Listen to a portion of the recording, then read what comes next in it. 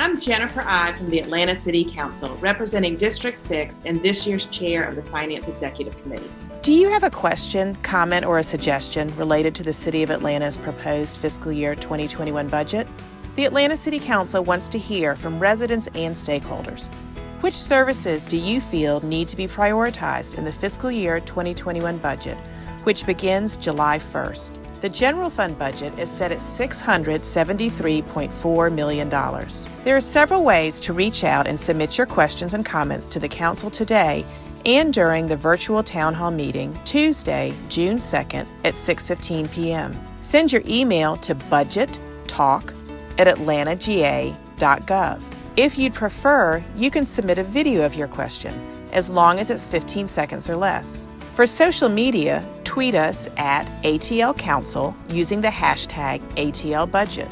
Submit your questions by messaging us on our Facebook page at ATL Council. To call in your questions, dial 404-546-1928, or you can text us at 404-548-2885. We know how important the city budget is to you. We welcome your thoughts and your feedback. Thank you.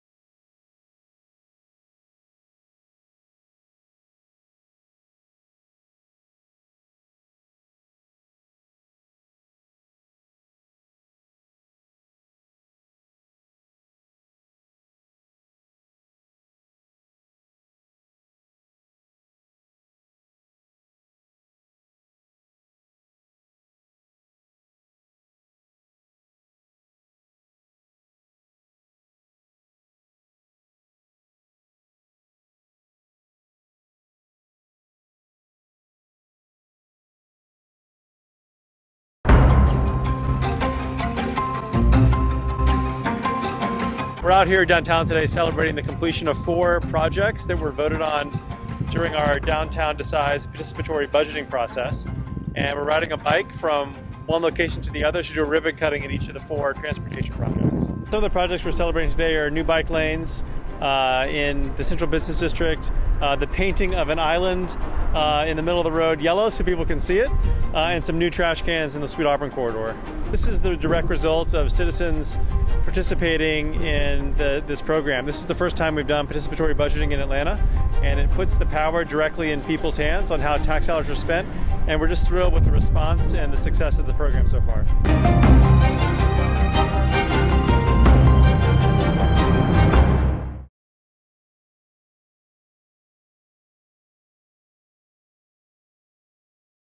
Hi, I'm Jennifer I from the Atlanta City Council, representing District 6 and this year's chair of the Finance Executive Committee. Do you have a question, comment, or a suggestion related to the City of Atlanta's proposed fiscal year 2021 budget? The Atlanta City Council wants to hear from residents and stakeholders. Which services do you feel need to be prioritized in the fiscal year 2021 budget, which begins July 1st? The general fund budget is set at $673.4 million. There are several ways to reach out and submit your questions and comments to the Council today and during the virtual town hall meeting Tuesday, June 2nd at 6:15 p.m. Send your email to budgettalk@atlantaga.gov. If you'd prefer, you can submit a video of your question, as long as it's 15 seconds or less. For social media, tweet us at ATL Council using the hashtag ATLBudget. Submit your questions by messaging us on our Facebook page at ATL Council. To call in your questions, dial 404-546-1928, or you can text us at 404-548-2885. We know how important the city budget is to you. We welcome your thoughts and your feedback. Thank you.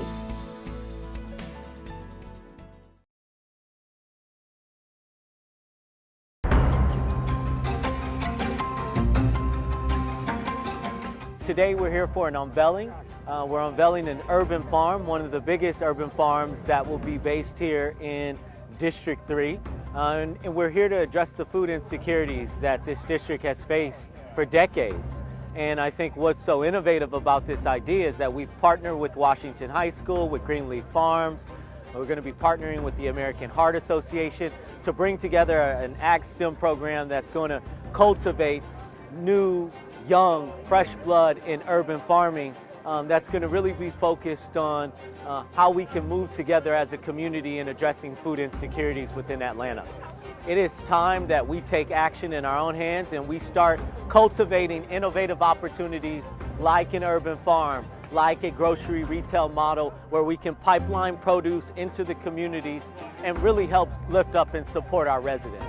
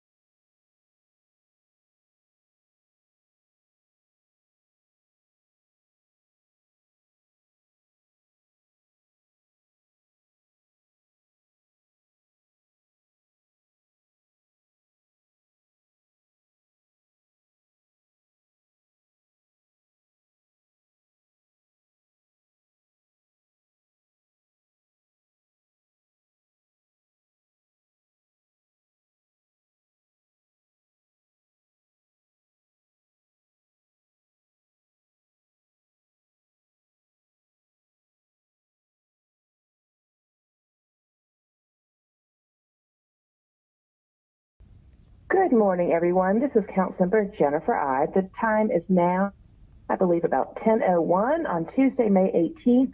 And today we are starting day 4 of the City Council review of the Mayor's proposed fiscal year 2022 municipal budget.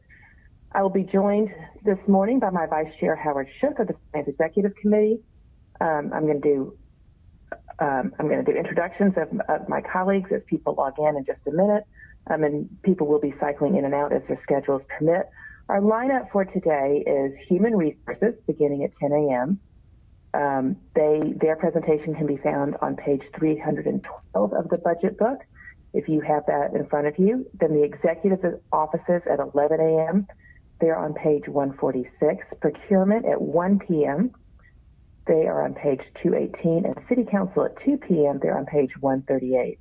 This evening also we will have the remote public hearing for the tax millage rate, the first of those meetings, as well as the interactive community public hearing that will take place. The millage rate hearing will be at 6 p.m. The interactive community public hearing will be at 6:15. There is still time to leave comment or questions for the interactive community public hearing. You can do that in several ways. You can email budgettalk@atlantagA.gov. That's BUDGETTALK. So there are 2 T's in there, at atlantagA.gov. You can also go on Facebook and Twitter and send a direct message to City Council that way. It's at ATL Council. You can also leave a voicemail by dialing 404-546-1928. You can do all of those things until 5 p.m. this evening. An electronic copy of the budget book and all of the presentations can be found under the proposed fiscal year 2022 budget tab on the Finance Executive page of the City Council website. At the completion of each topic, council members will be able to ask questions. Colleagues, if you'll please use our internal application or send me a text and let me know that you have a question or wish to speak, I will recognize you and allow you to ask your question. Let me see who is on the line. I believe that this morning with us we have Councilmember Joyce Shepard, Councilmember Andrea Boone, Councilmember Marcy Collier Overstreet. And I've been told I've made a mistake in our timing, there actually is not a lunch break today. So procurement is at noon and city council is at 1 o'clock. So apologies on that. We've also been joined this morning by Councilmember Antonio Brown. So let me just run through that one more time. Human Resources at 10, Executive Offices at 11, Procurement at noon, and City Council at 1. So with that, I'm going to ask our Interim Commissioner of Human Resources, Jeffrey Norman, to introduce his team. And after you've introduced your team, you can just jump into your presentation, Mr. Norman. Thank you. Good morning, Chairwoman I and members of the Atlanta City Council.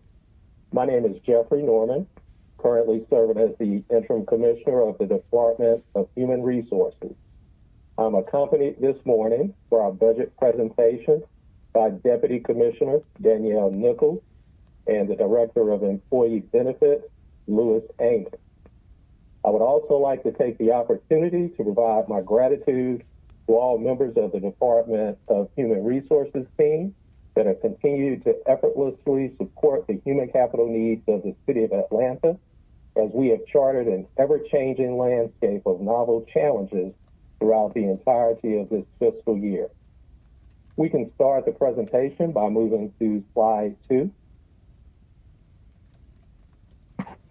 As we focus this morning on DHR's proposed FY22 budget, I just wanted to take an opportunity to highlight some of the successful initiatives accomplished during FY21.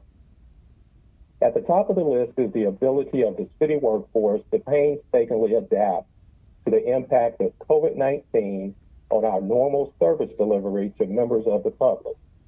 Early on during the pandemic, it was determined that approximately 65% of our workforce would be deemed mission critical and required to leverage personal protective equipment to physically continue to report to work and perform their duties. In recognition of this commitment, we were able to implement a comprehensive hazard pay program, which provided a $500 monthly financial incentive and the reward of hazard pay compensatory time for all participants. DHR also continued to leverage technological platforms and virtual tools to enhance the city's ability to attract top-tier talent through our newly enhanced career portal and the ability to establish and leverage the 500 million applicant platform maintained by LinkedIn. We have already seen a return on our investment through the successful recruitment of several new employees. We also worked with the City Council to remove pre-employment physical examinations and drug screening requirements for prospective city employees in non-safety sensitive positions to address systemic discrimination against applicants of communities of color, which tend to be disproportionately affected.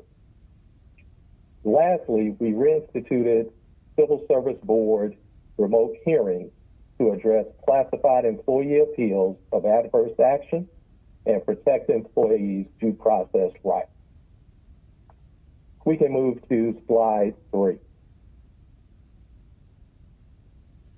A review of our current summary of operations details how DHR has continued to build efficiencies and shrink our budget over the last couple of years. As detailed in the budget book, 91% of DHR's FY22 proposed budget has been allocated to personnel costs. Accordingly, DHR anticipates reducing our FTE count by 3 to preserve an FTE headcount of 140 positions. We can move to slide 4. While we have previewed several of our focus points heading into FY22 during our recent Finance Exec Committee meetings, I wanted to reiterate that as part of the upcoming budget year, DHR will assess the current and future obligations of the city's post-employment health insurance benefits, will drive business objectives through targeted talent acquisition and employee retention efforts, including enhanced support for our public safety partners, and will also prepare the City of Atlanta's 8,200 plus person workforce for resumption of complete operations, including the transition from a mandatory teleworking environment for non-mission critical employees and the ultimate reopening of all city facilities to the public. We can move to slide 5. While DHR will continue to monitor and evaluate a plethora of defined metrics in the upcoming year, we understand that certain targeted metrics will continue to enable us to make data-driven decisions that are firmly grounded in evidence. Some of those key areas of focus will be vacancies.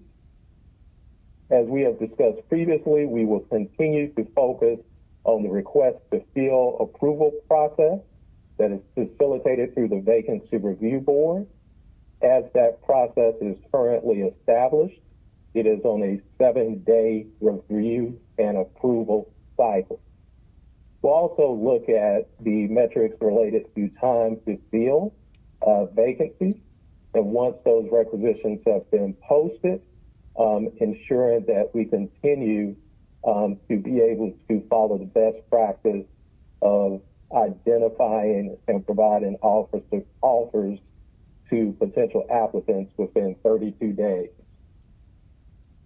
We'll also continue to look at metrics associated with utilization of our employee assistance program. As you can imagine, during this pandemic period, the level of anxiety and challenges for employees and their families is extremely heightened.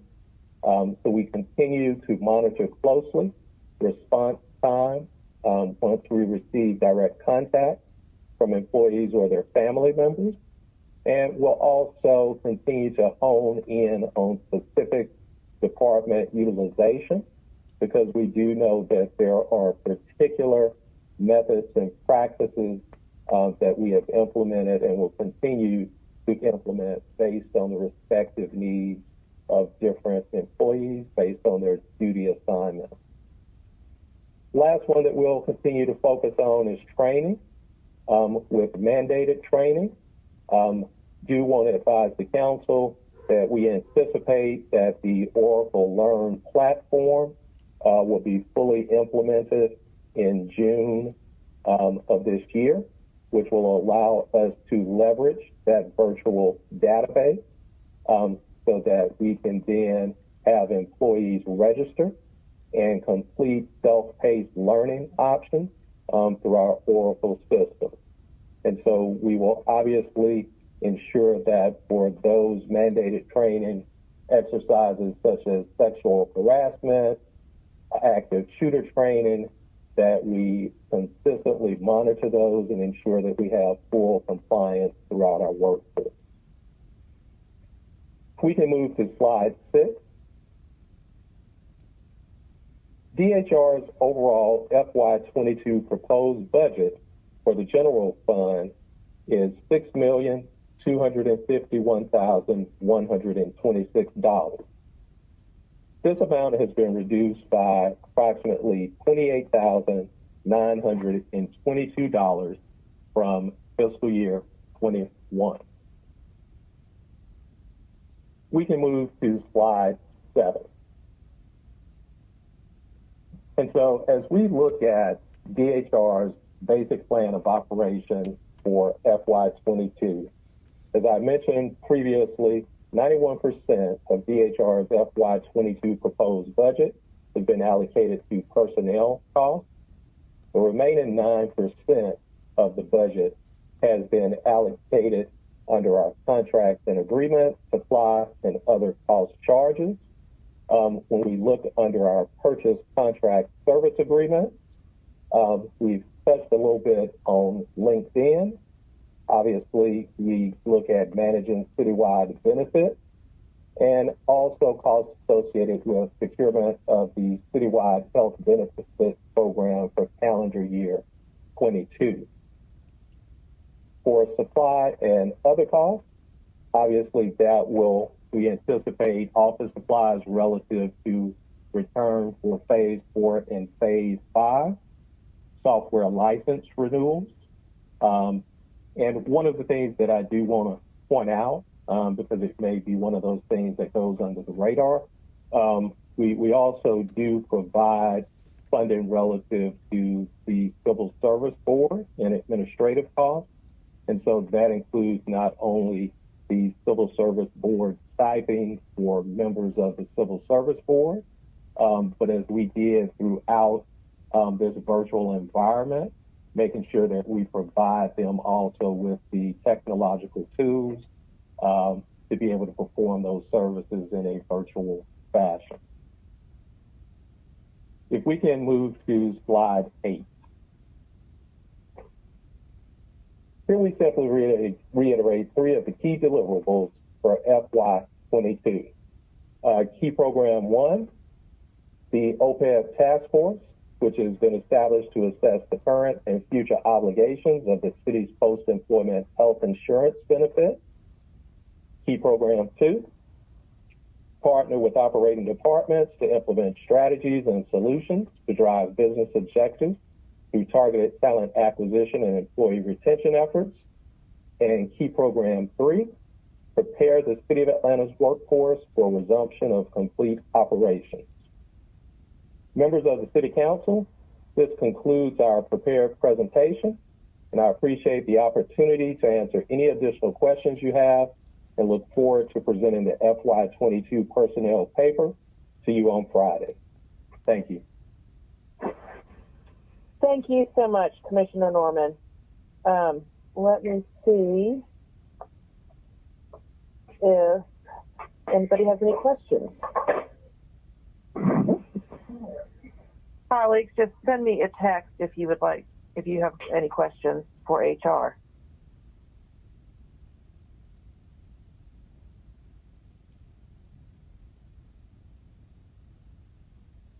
Well, my sense is that people are probably saving their questions for the personnel paper. All right. City Council members, going once, going twice while we have Mr. Norman here. If you have questions about the Department of Human Resources, otherwise we will see him again when he presents the personnel paper. All right. I am not seeing any questions, so you're going to get a little bit of your morning back. Thank you, and we will see you. Is it on Friday? Yes, ma'am. Okay. We will see you Friday afternoon. Thank you and your team for everything that you do, and you may get a few HR questions Friday as well, or people can send you an email also. Well, we're going to take about a 40-minute break then until 11 o'clock and come back and do executive offices from 11 to noon. Thank you. Thank you, members of council.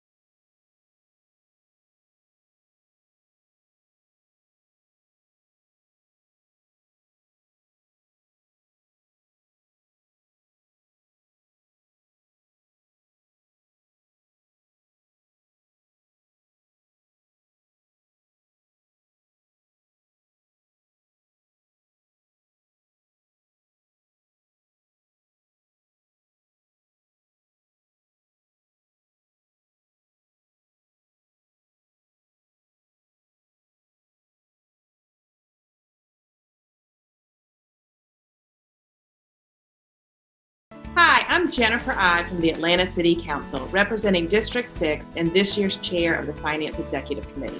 Do you have a question, comment, or a suggestion related to the City of Atlanta's proposed fiscal year 2021 budget? The Atlanta City Council wants to hear from residents and stakeholders.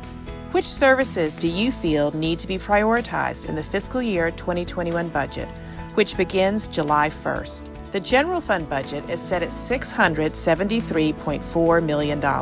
There are several ways to reach out and submit your questions and comments to the Council today and during the virtual Town Hall meeting Tuesday, June 2nd at 6:15 p.m. Send your email to budgettalk@atlantaga.gov.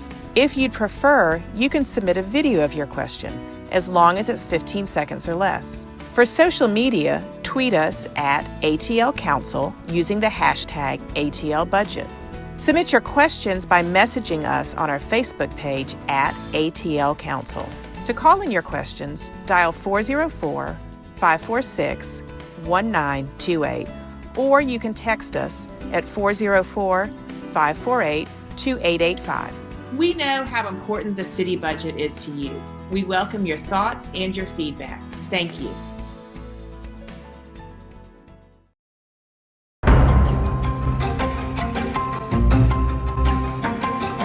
We're out here downtown today celebrating the completion of 4 projects that were voted on during our Downtown Decides participatory budgeting process.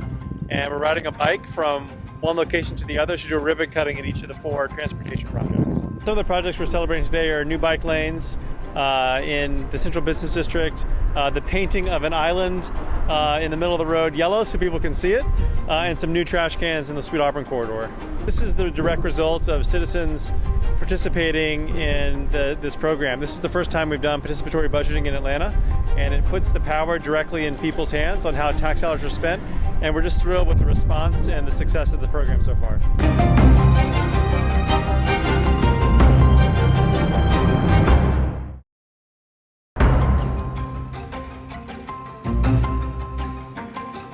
Chastain Park is the largest park in the city of Atlanta. This is the last piece of the Chastain Park path, and it's taken over 25 years since it began, and we are here at a groundbreaking to celebrate this last piece getting ready to start. You know, the phrase, it takes a village, well, it certainly takes a village here. There have been lots and lots of organizations who have helped make this happen.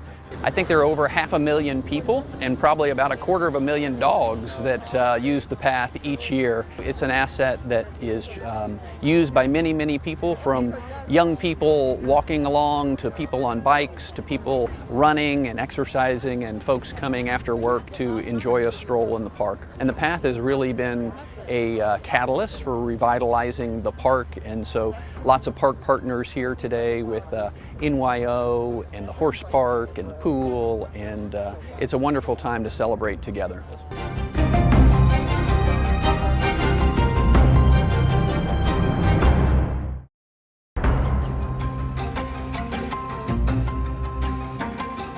Today we're here for an unveiling. We're unveiling an urban farm, one of the biggest urban farms that will be based here in District 3. And we're here to address the food insecurities that this district has faced for decades. And I think what's so innovative about this idea is that we've partnered with Washington High School, with Greenleaf Farms. We're going to be partnering with the American Heart Association to bring together an ag STEM program that's going to cultivate new, young, fresh blood in urban farming. That's going to really be focused on how we can move together as a community in addressing food insecurities within Atlanta. It is time that we take action in our own hands and we start cultivating innovative opportunities like an urban farm, like a grocery retail model where we can pipeline produce into the communities and really help lift up and support our residents.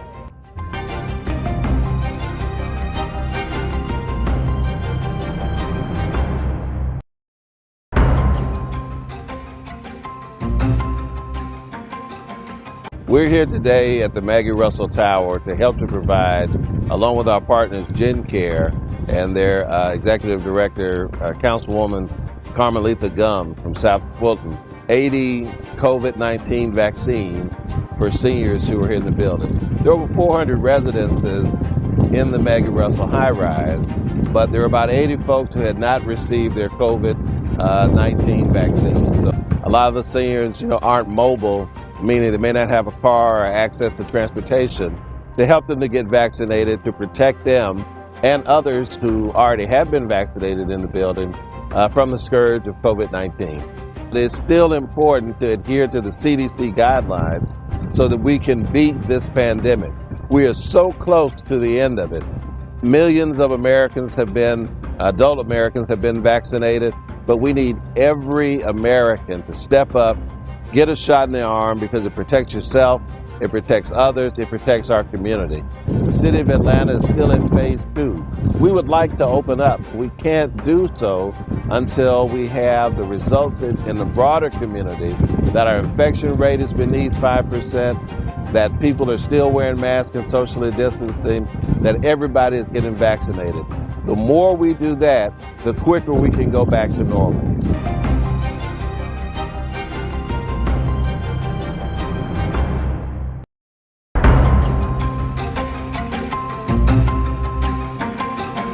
One, two, three, cut. This is called Centennial Yards, formerly the Gulch, and of course this whole development was passed in 2018 by the Atlanta City Council. So this is one of the first pieces of development. There's about 15 different parcels that will eventually be developed over the next 10 to 15 years. So the first portion here is at Ted Turner Drive and Peter Street, which is in the Castleberry Hill neighborhood.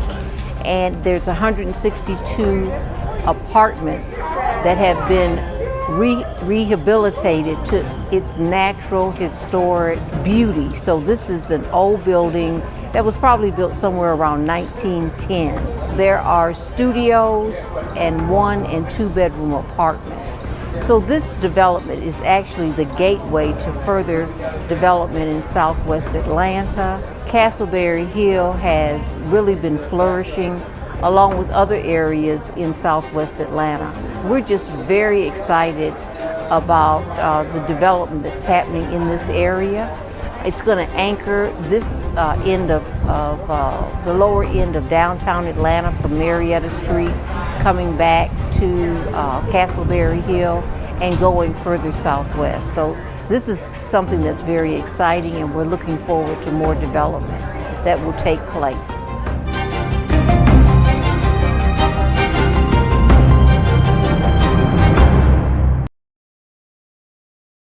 Hi, I'm Jennifer I from the Atlanta City Council, representing District 6 and this year's chair of the Finance Executive Committee. Do you have a question, comment, or a suggestion related to the City of Atlanta's proposed fiscal year 2021 budget? The Atlanta City Council wants to hear from residents and stakeholders. Which services do you feel need to be prioritized in the fiscal year 2021 budget, which begins July 1st? The general fund budget is set at $673.4 million. There are several ways to reach out and submit your questions and comments to the Council today and during the virtual town hall meeting Tuesday, June 2nd at 6:15 p.m. Send your email to budgettalk@atlantaga.gov. If you'd prefer, you can submit a video of your question, as long as it's 15 seconds or less. For social media, tweet us at ATL Council using the hashtag ATLBudget. Submit your questions by messaging us on our Facebook page at ATL Council.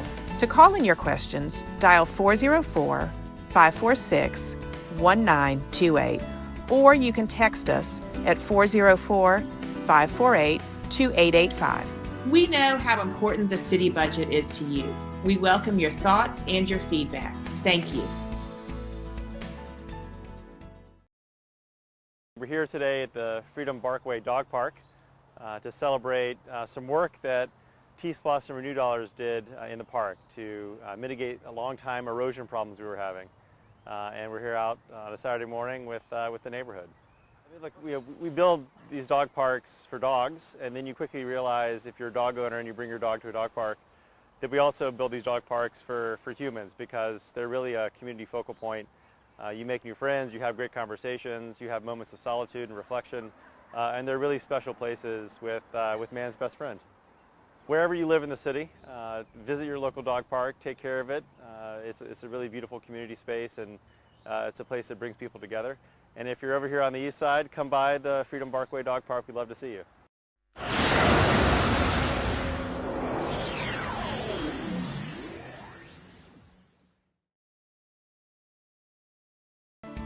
I'm Jennifer I from the Atlanta City Council, representing District 6 and this year's chair of the Finance Executive Committee. Do you have a question, comment, or a suggestion related to the City of Atlanta's proposed fiscal year 2021 budget? The Atlanta City Council wants to hear from residents and stakeholders.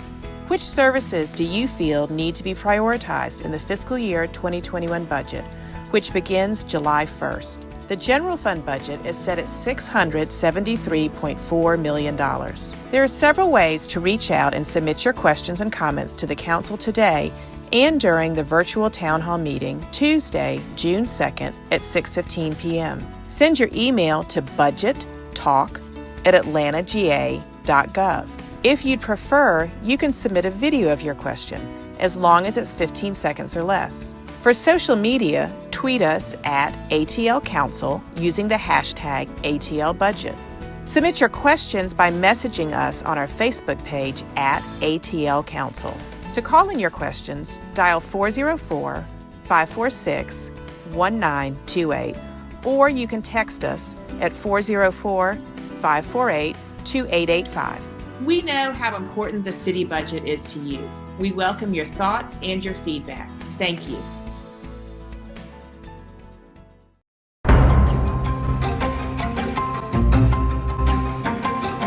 We're out here downtown today celebrating the completion of 4 projects that were voted on during our Downtown Decides participatory budgeting process. And we're riding a bike from one location to the other to do a ribbon cutting at each of the 4 transportation projects. Some of the projects we're celebrating today are new bike lanes in the Central Business District, the painting of an island in the middle of the road yellow so people can see it, and some new trash cans in the Sweet Auburn corridor. This is the direct result of citizens participating in this program. This is the first time we've done participatory budgeting in Atlanta, and it puts the power directly in people's hands on how tax dollars are spent, and we're just thrilled with the response and the success of the program so far.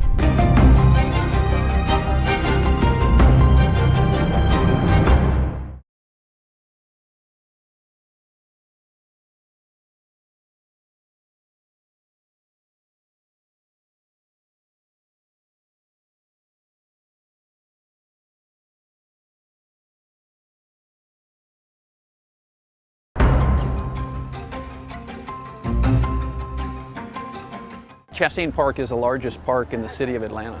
This is the last piece of the Chastain Park path, and it's taken over 25 years since it began, and we are here at a groundbreaking to celebrate this last piece getting ready to start. You know, the phrase, it takes a village. Well, it certainly takes a village here. There have been lots and lots of organizations who have helped make this happen. I think there are over 500,000 people and probably about 250,000 dogs that use the path each year. It's an asset that is used by many, many people, from young people walking along to people on bikes to people running and exercising and folks coming after work to enjoy a stroll in the park. And the path has really been a catalyst for revitalizing the park, and so lots of park partners here today with NYO and the horse park and the pool, and it's a wonderful time to celebrate together.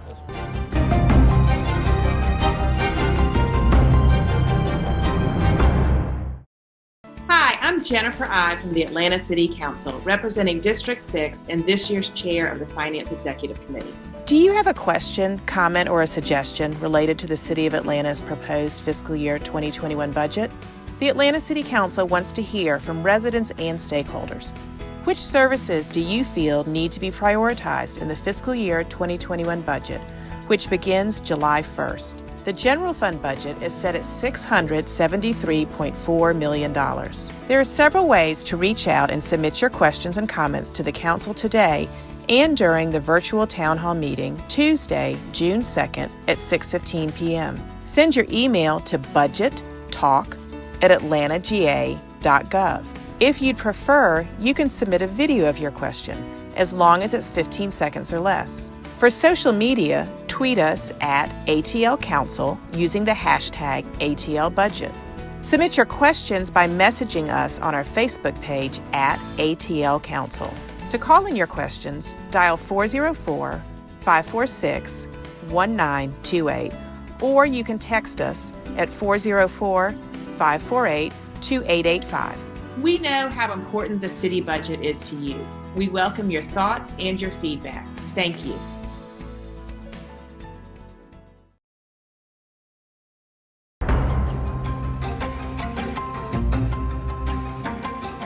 Today we're here for an unveiling. We're unveiling an urban farm, one of the biggest urban farms that will be based here in District 3. And we're here to address the food insecurities that this district has faced for decades. And I think what's so innovative about this idea is that we've partnered with Washington High School, with Greenleaf Farms. We're going to be partnering with the American Heart Association to bring together an ag STEM program that's going to cultivate new, young, fresh blood in urban farming that's going to really be focused on how we can move together as a community in addressing food insecurities within Atlanta. It is time that we take action in our own hands and we start cultivating innovative opportunities like an urban farm, like a grocery retail model where we can pipeline produce into the communities and really help lift up and support our residents.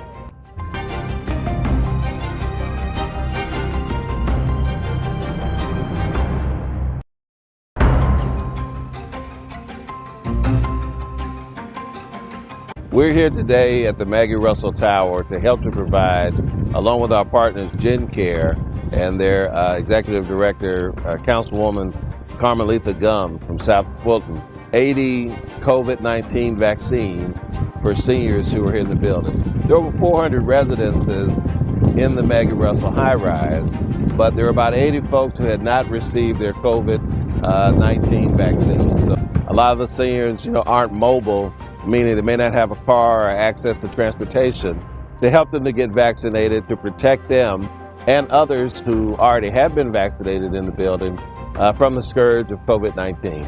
It is still important to adhere to the CDC guidelines so that we can beat this pandemic. We are so close to the end of it.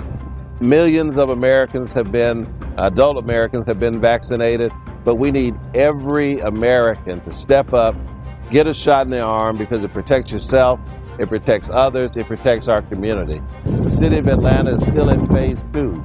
We would like to open up. We can't do so until we have the results in the broader community that our infection rate is beneath 5%, that people are still wearing masks and socially distancing, that everybody is getting vaccinated. The more we do that, the quicker we can go back to normal.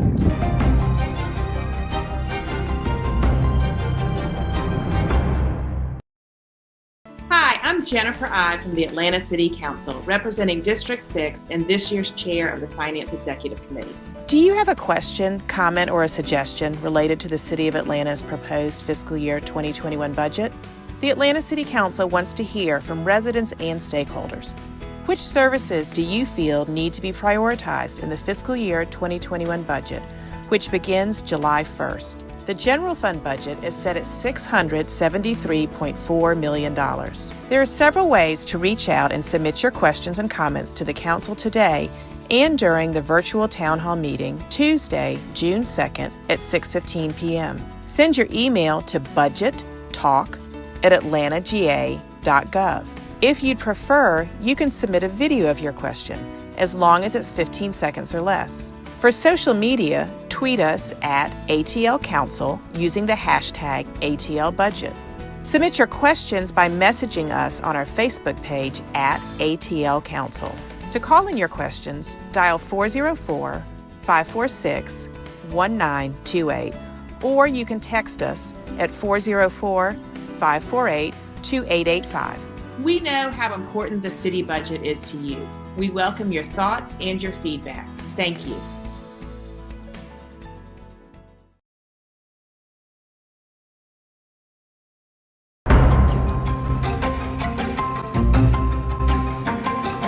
We're out here downtown today celebrating the completion of 4 projects that were voted on during our Downtown Decides participatory budgeting process. And we're riding a bike from one location to the other to do a ribbon cutting at each of the 4 transportation projects. Some of the projects we're celebrating today are new bike lanes, in the Central Business District, the painting of an island in the middle of the road yellow so people can see it, and some new trash cans in the Sweet Auburn corridor. This is the direct result of citizens participating in this program. This is the first time we've done participatory budgeting in Atlanta, and it puts the power directly in people's hands on how tax dollars are spent, and we're just thrilled with the response and the success of the program so far.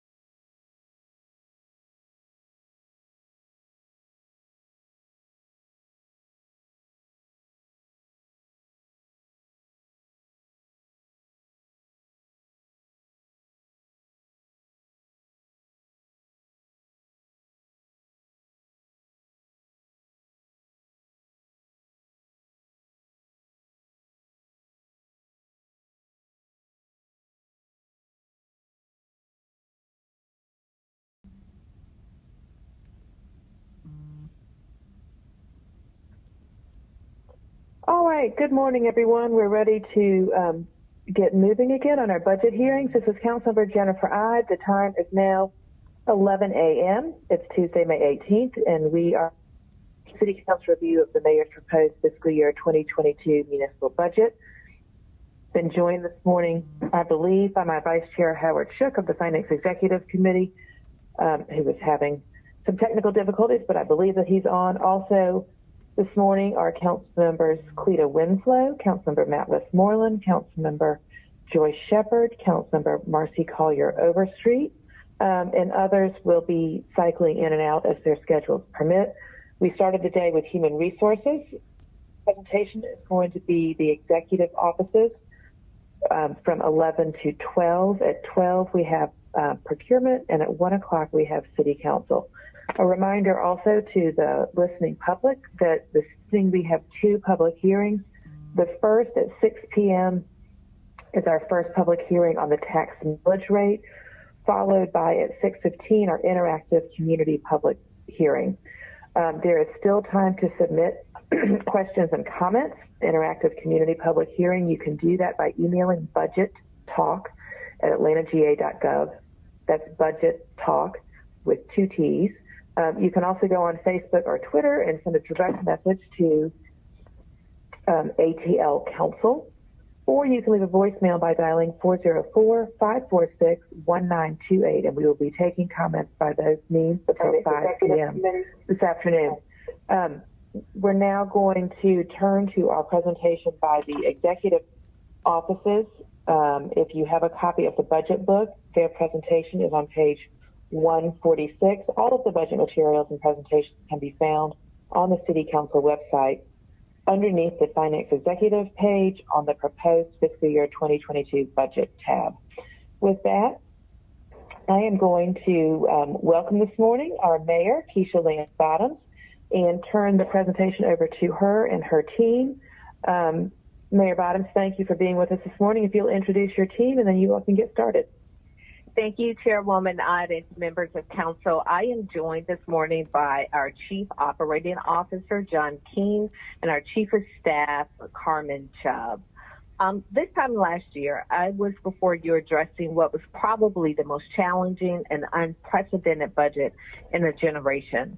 I'm here today with optimism and pride for how Atlanta has rebounded and how we've been able to provide hope and support for our employees, businesses, and communities throughout this difficult economic time. Over the last year, the pandemic has interrupted and impacted every single part of our community. Our businesses, schools, and spiritual centers were affected by COVID-19 and all had to shift to continue to operate safely in the new normal. I am so very proud of our employees, especially our police officers, our firefighters, sanitation workers, watershed employees, and other frontline staff who worked continuously over the past year to make sure that city services continue in the midst of this pandemic. While the fiscal outlook for fiscal year 22 has improved considerably, we are still on a long road to recovery. Many factors allow us to be cautiously optimistic about the recovery ahead of us. Our revenues are expected to improve by $35 million as Atlanta's economy continues to recover. We have continued to manage costs. Our efforts have resulted in approximately $20 million in annual efficiencies.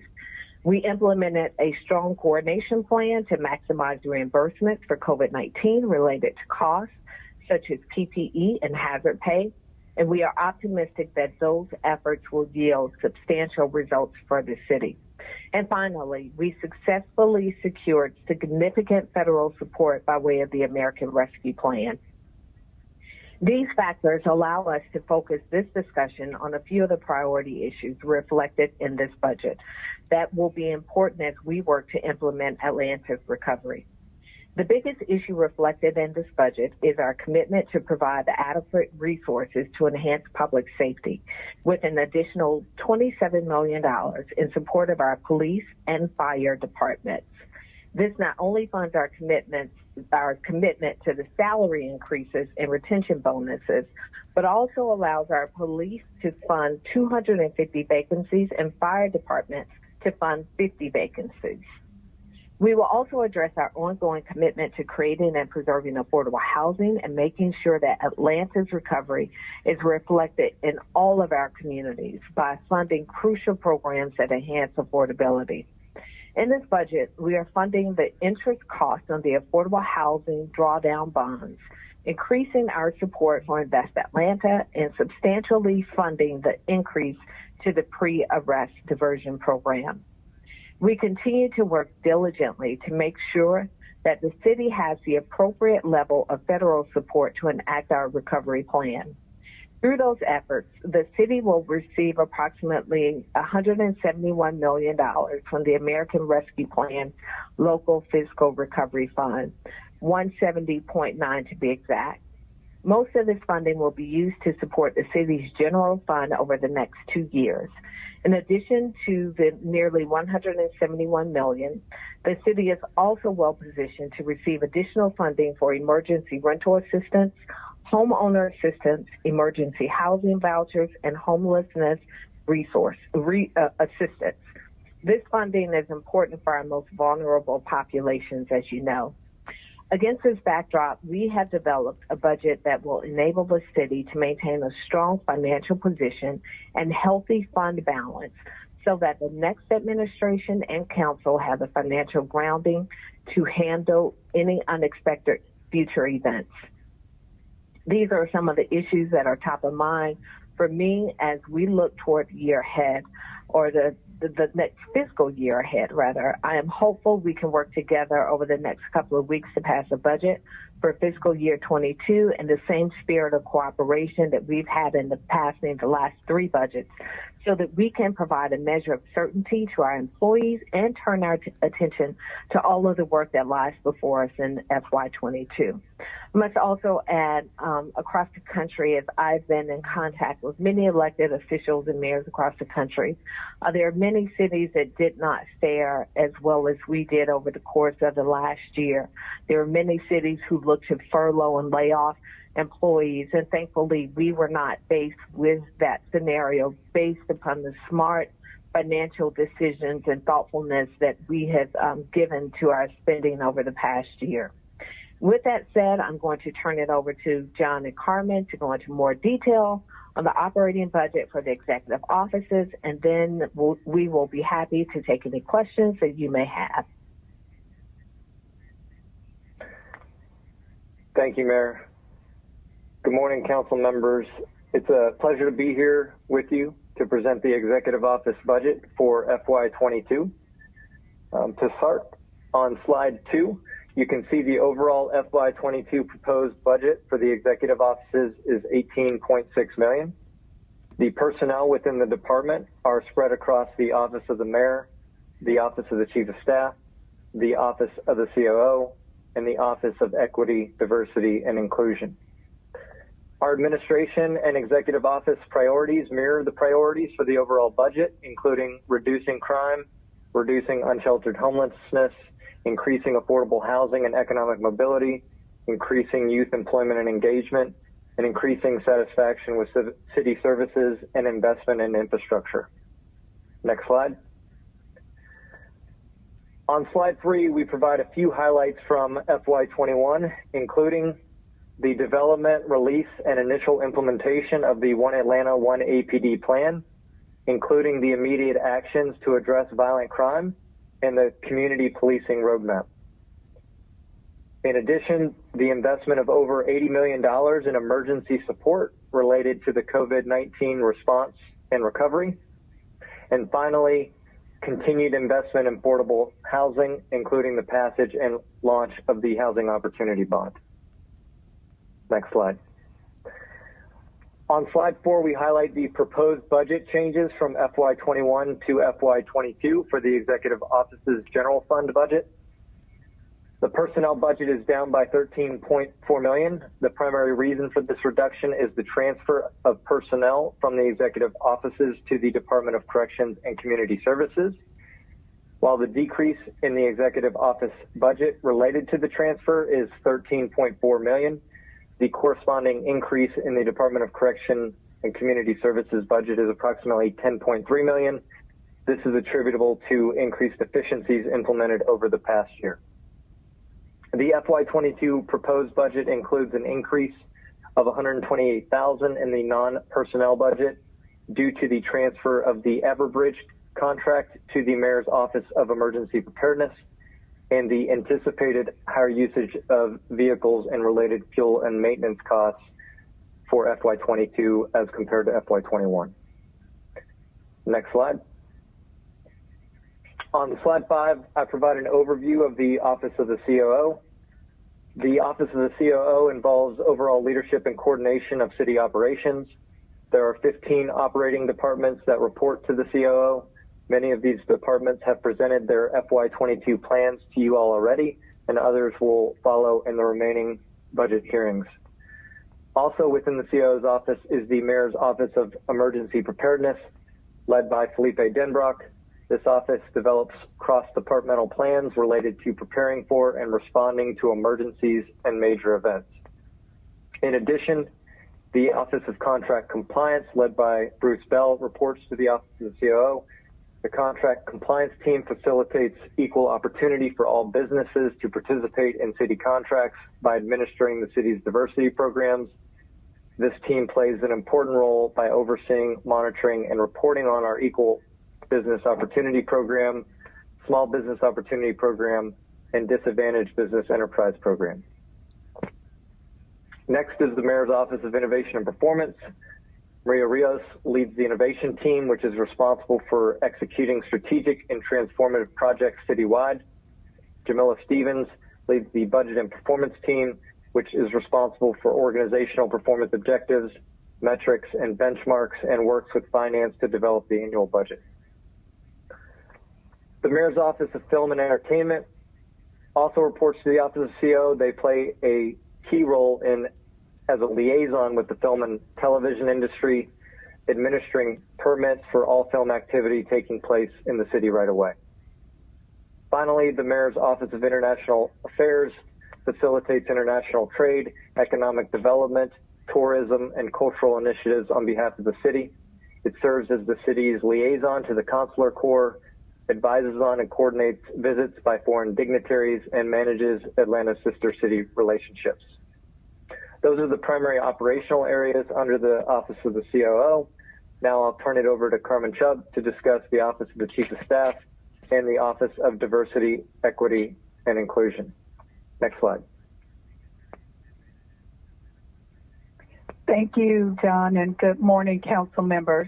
I'm glad to be with you today to give you an overview of the Office of the Chief of Staff and the functions that my team will deliver with this fiscal year 2022 budget.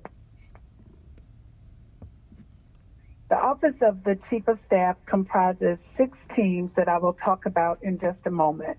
At a high level, all of the work that we do ties back to Mayor Bottom's One Atlanta vision and 3 critical functions in particular: serving as the mayor's liaison to key internal and external constituencies, communicating, coordinating, and implementing all policy and legislative activities for the administration, and advocating for, promoting, and serving Atlanta's residents, businesses, and community organizations.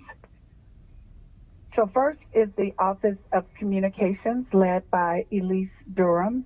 This office handles all media inquiries for the administration and manages the administration's outreach to the community through speeches, press releases, interviews, and social media.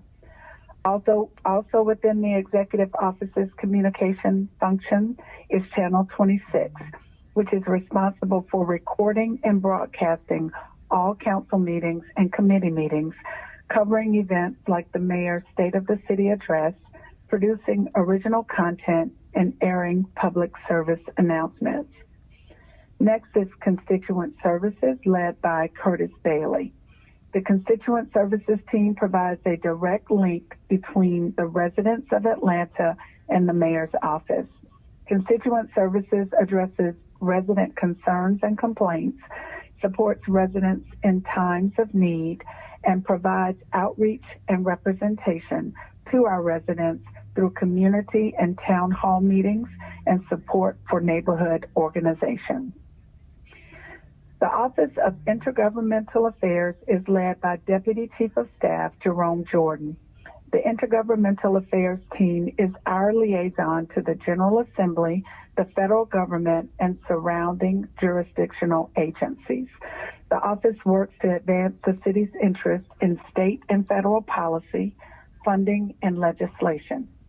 The team has continued to play a significant role in conversations with the state regarding the city's legislative package and serving as our liaison to Washington in order to secure funding that is important to Atlanta's path to recovery. Charletta Wilson-Jacks leads the administration's work with City Council and serves as the liaison for the administration and City Council. Next is Cultural Affairs, led by Camille Love. This office provides a variety of cultural programming. In addition to the arts and events programming, the Cultural Affairs team provides educational opportunities to Atlanta's school children, manages funding for the arts, which this administration has increased in the past 2 years, implements the Atlanta Jazz Festival, one of the largest free jazz festivals in the country, oversees the Elevate program, and undertakes other public art and cultural initiatives to make the arts accessible to everyone. Next is Special Events, led by Ebony Barley. This office manages and oversees the process for review and issuance of outdoor event permits for festivals, assemblies, and large gatherings across the city. In addition to overseeing this permitting process, the team leads and assists in organizing the mayor's signature events, programs, and initiatives. Next slide, please.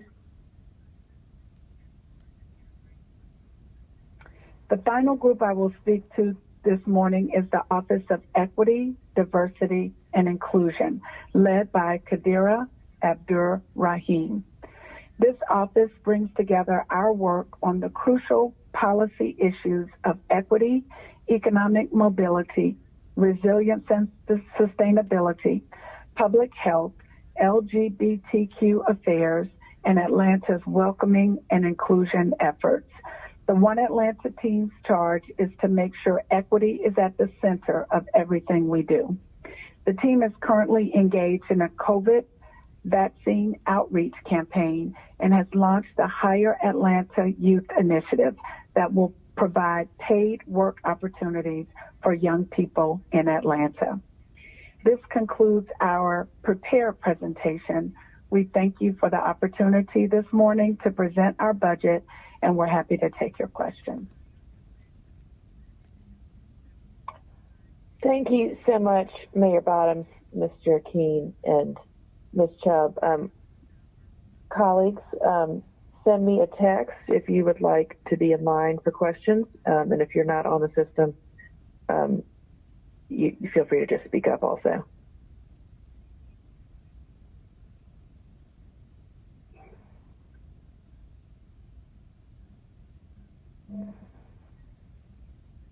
All right. No questions? Yeah, Shook? Yes, Mr. Shook. All right, if it hasn't already been covered, could someone just cover us on the major reductions in spending in the executive? I'm happy to cover that, Councilmember Shook. The main reduction in spending relates to the transfer of personnel from the executive offices to the Department of Correction and Community Services. So that's where the bulk, the $13.4 million change occurs. Yeah, and then what about airport revenue and solid waste services? Those are also markedly, somewhat reduced. Airport by a lot.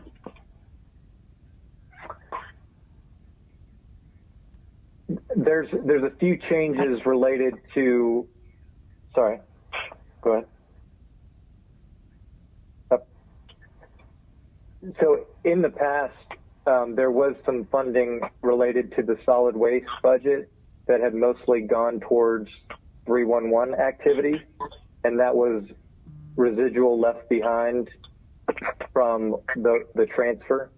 And so ultimately, I think many of the changes relate to resolving that residual that was related to prior 311 activities.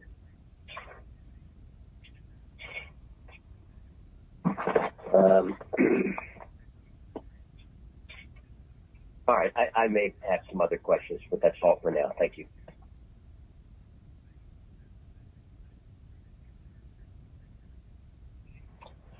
Thank you, Mr. Shook.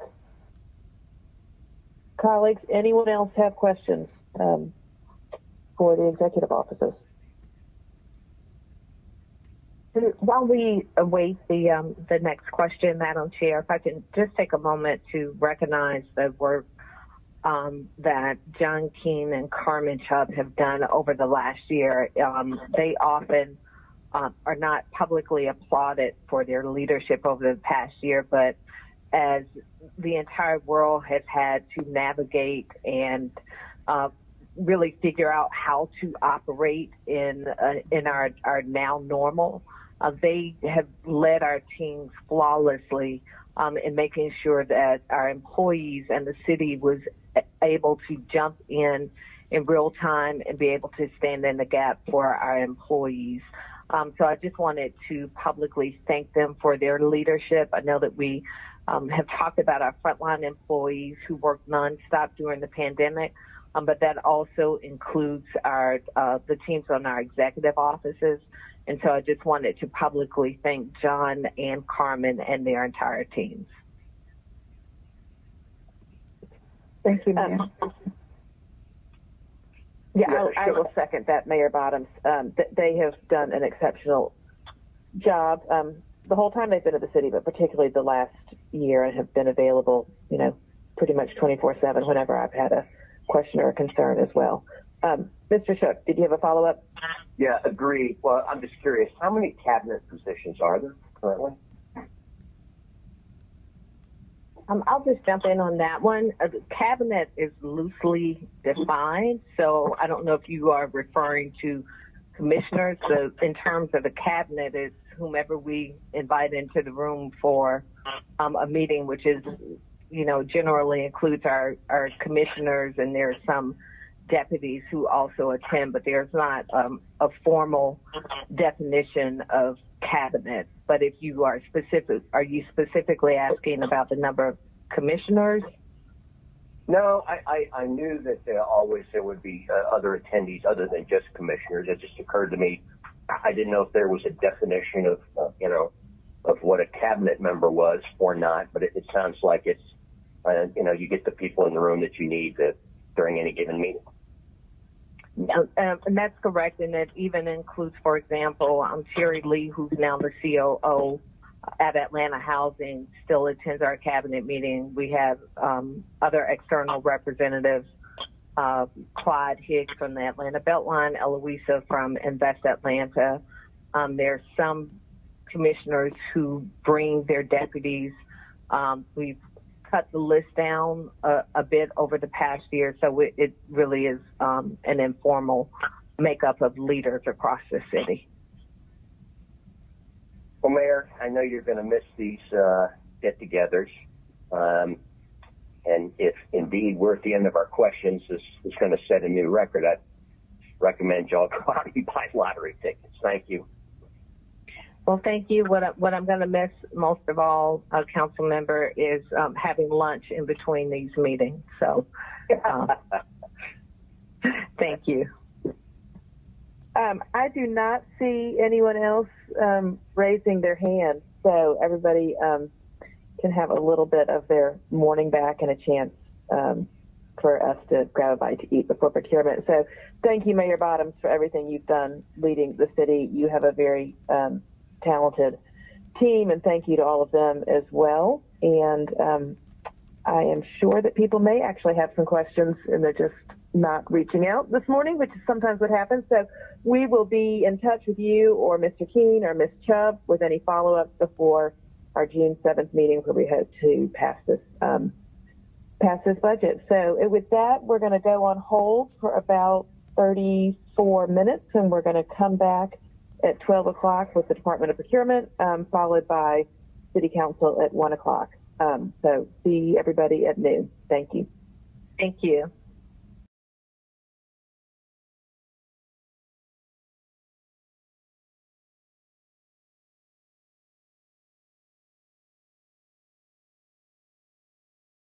Hi, I'm Jennifer I from the Atlanta City Council, representing District 6 and this year's chair of the Finance Executive Committee. Do you have a question, comment, or a suggestion related to the City of Atlanta's proposed fiscal year 2021 budget?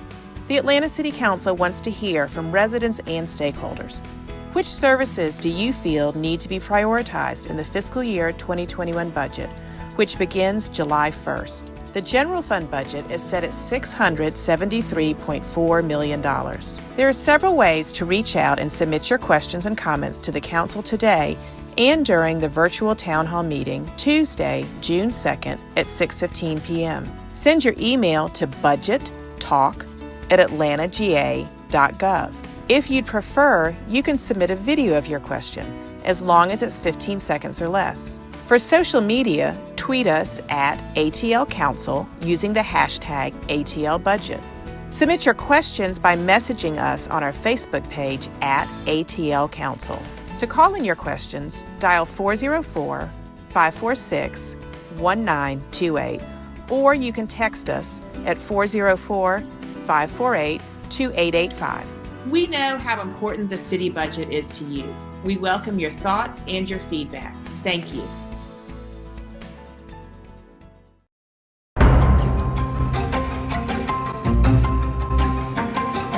We're out here downtown today celebrating the completion of 4 projects that were voted on during our Downtown Decides participatory budgeting process. And we're riding a bike from one location to the other to do a ribbon cutting in each of the 4 transportation projects. Some of the projects we're celebrating today are new bike lanes in the Central Business District, the painting of an island in the middle of the road yellow so people can see it, and some new trash cans in the Sweet Auburn corridor. This is the direct result of citizens participating in this program. This is the first time we've done participatory budgeting in Atlanta, and it puts the power directly in people's hands on how tax dollars are spent, and we're just thrilled with the response and the success of the program so far.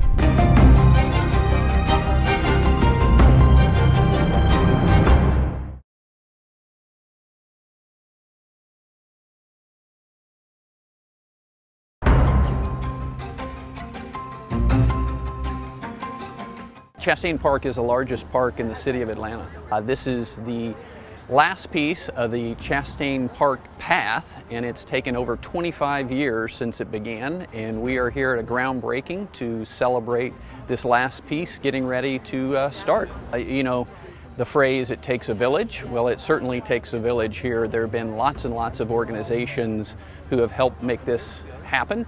I think there are over 500,000 people and probably about 250,000 dogs that use the path each year. It's an asset that is used by many, many people, from young people walking along to people on bikes to people running and exercising and folks coming after work to enjoy a stroll in the park. And the path has really been a catalyst for revitalizing the park, and so lots of park partners here today with NYO and the horse park and the pool, and it's a wonderful time to celebrate together.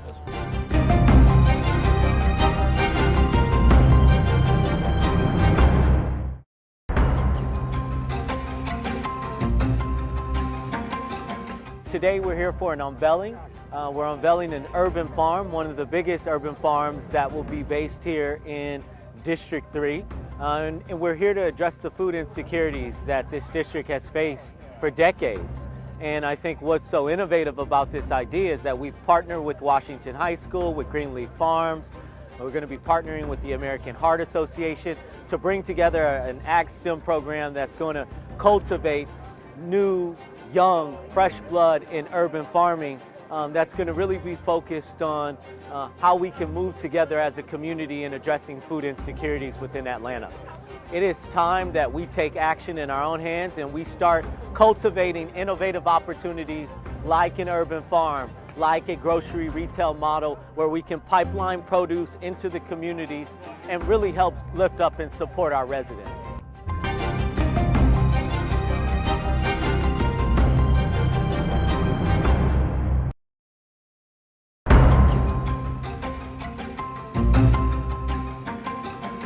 We're here today at the Maggie Russell Tower to help to provide, along with our partners GenCare and their Executive Director, Councilwoman Carmelita Gum from South Fulton, 80 COVID-19 vaccines for seniors who are here in the building. There are over 400 residences in the Maggie Russell high-rise, but there are about 80 folks who had not received their COVID-19 vaccine. So a lot of the seniors, aren't mobile, meaning they may not have a car or access to transportation, to help them to get vaccinated, to protect them and others who already have been vaccinated in the building from the scourge of COVID-19. It is still important to adhere to the CDC guidelines so that we can beat this pandemic. We are so close to the end of it. Millions of adult Americans have been vaccinated, but we need every American to step up, get a shot in the arm, because it protects yourself, it protects others, it protects our community. The city of Atlanta is still in phase 2. We would like to open up. We can't do so until we have the results in the broader community that our infection rate is beneath 5%, that people are still wearing masks and socially distancing, that everybody is getting vaccinated. The more we do that, the quicker we can go back to normal.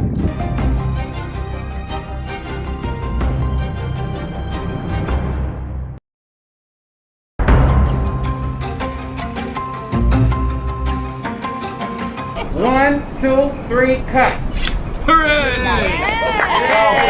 This is called Centennial Yards, formerly the Gulch, and of course this whole development was passed in 2018 by the Atlanta City Council. So this is one of the first pieces of development. There's about 15 different parcels that will eventually be developed over the next 10 to 15 years. So the first portion here is at Ted Turner Drive and Peter Street, which is in the Castleberry Hill neighborhood.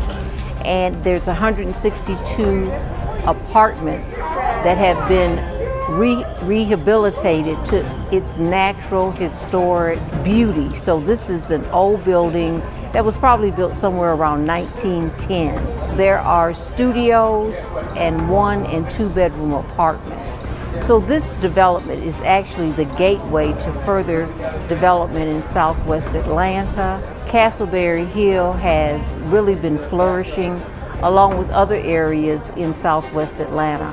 We're just very excited about the development that's happening in this area. It's going to anchor this end of the lower end of downtown Atlanta from Marietta Street, coming back to Castleberry Hill and going further southwest. So this is something that's very exciting, and we're looking forward to more development that will take place.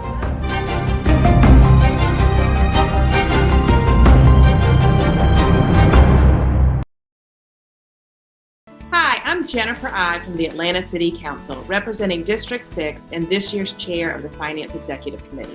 Do you have a question, comment, or a suggestion related to the City of Atlanta's proposed fiscal year 2021 budget? The Atlanta City Council wants to hear from residents and stakeholders. Which services do you feel need to be prioritized in the fiscal year 2021 budget, which begins July 1st? The general fund budget is set at $673.4 million.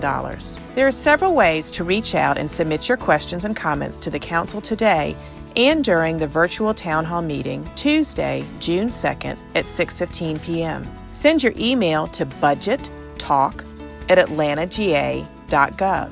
If you'd prefer, you can submit a video of your question, as long as it's 15 seconds or less. For social media, tweet us at ATL Council using the hashtag ATLBudget. Submit your questions by messaging us on our Facebook page at ATL Council.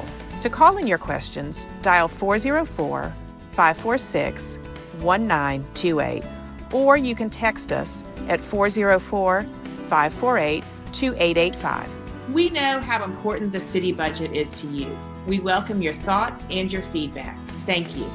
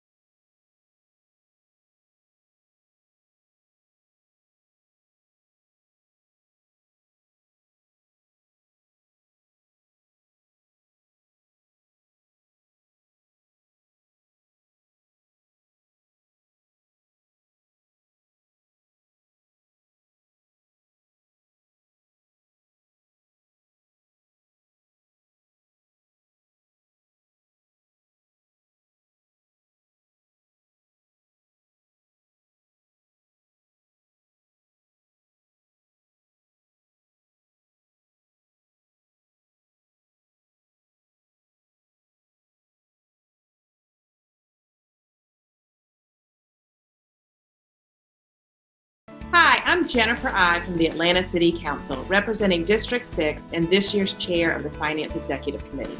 Do you have a question, comment, or a suggestion related to the City of Atlanta's proposed fiscal year 2021 budget? The Atlanta City Council wants to hear from residents and stakeholders. Which services do you feel need to be prioritized in the fiscal year 2021 budget, which begins July 1st? The general fund budget is set at $673.4 million. There are several ways to reach out and submit your questions and comments to the Council today and during the virtual Town Hall meeting Tuesday, June 2nd at 6:15 p.m. Send your email to budgettalk@atlantagA.gov. If you'd prefer, you can submit a video of your question, as long as it's 15 seconds or less. For social media, tweet us at ATL Council using the hashtag ATLBudget. Submit your questions by messaging us on our Facebook page at ATL Council. To call in your questions, dial 404-546-1928, or you can text us at 404-548-2885. We know how important the city budget is to you. We welcome your thoughts and your feedback. Thank you.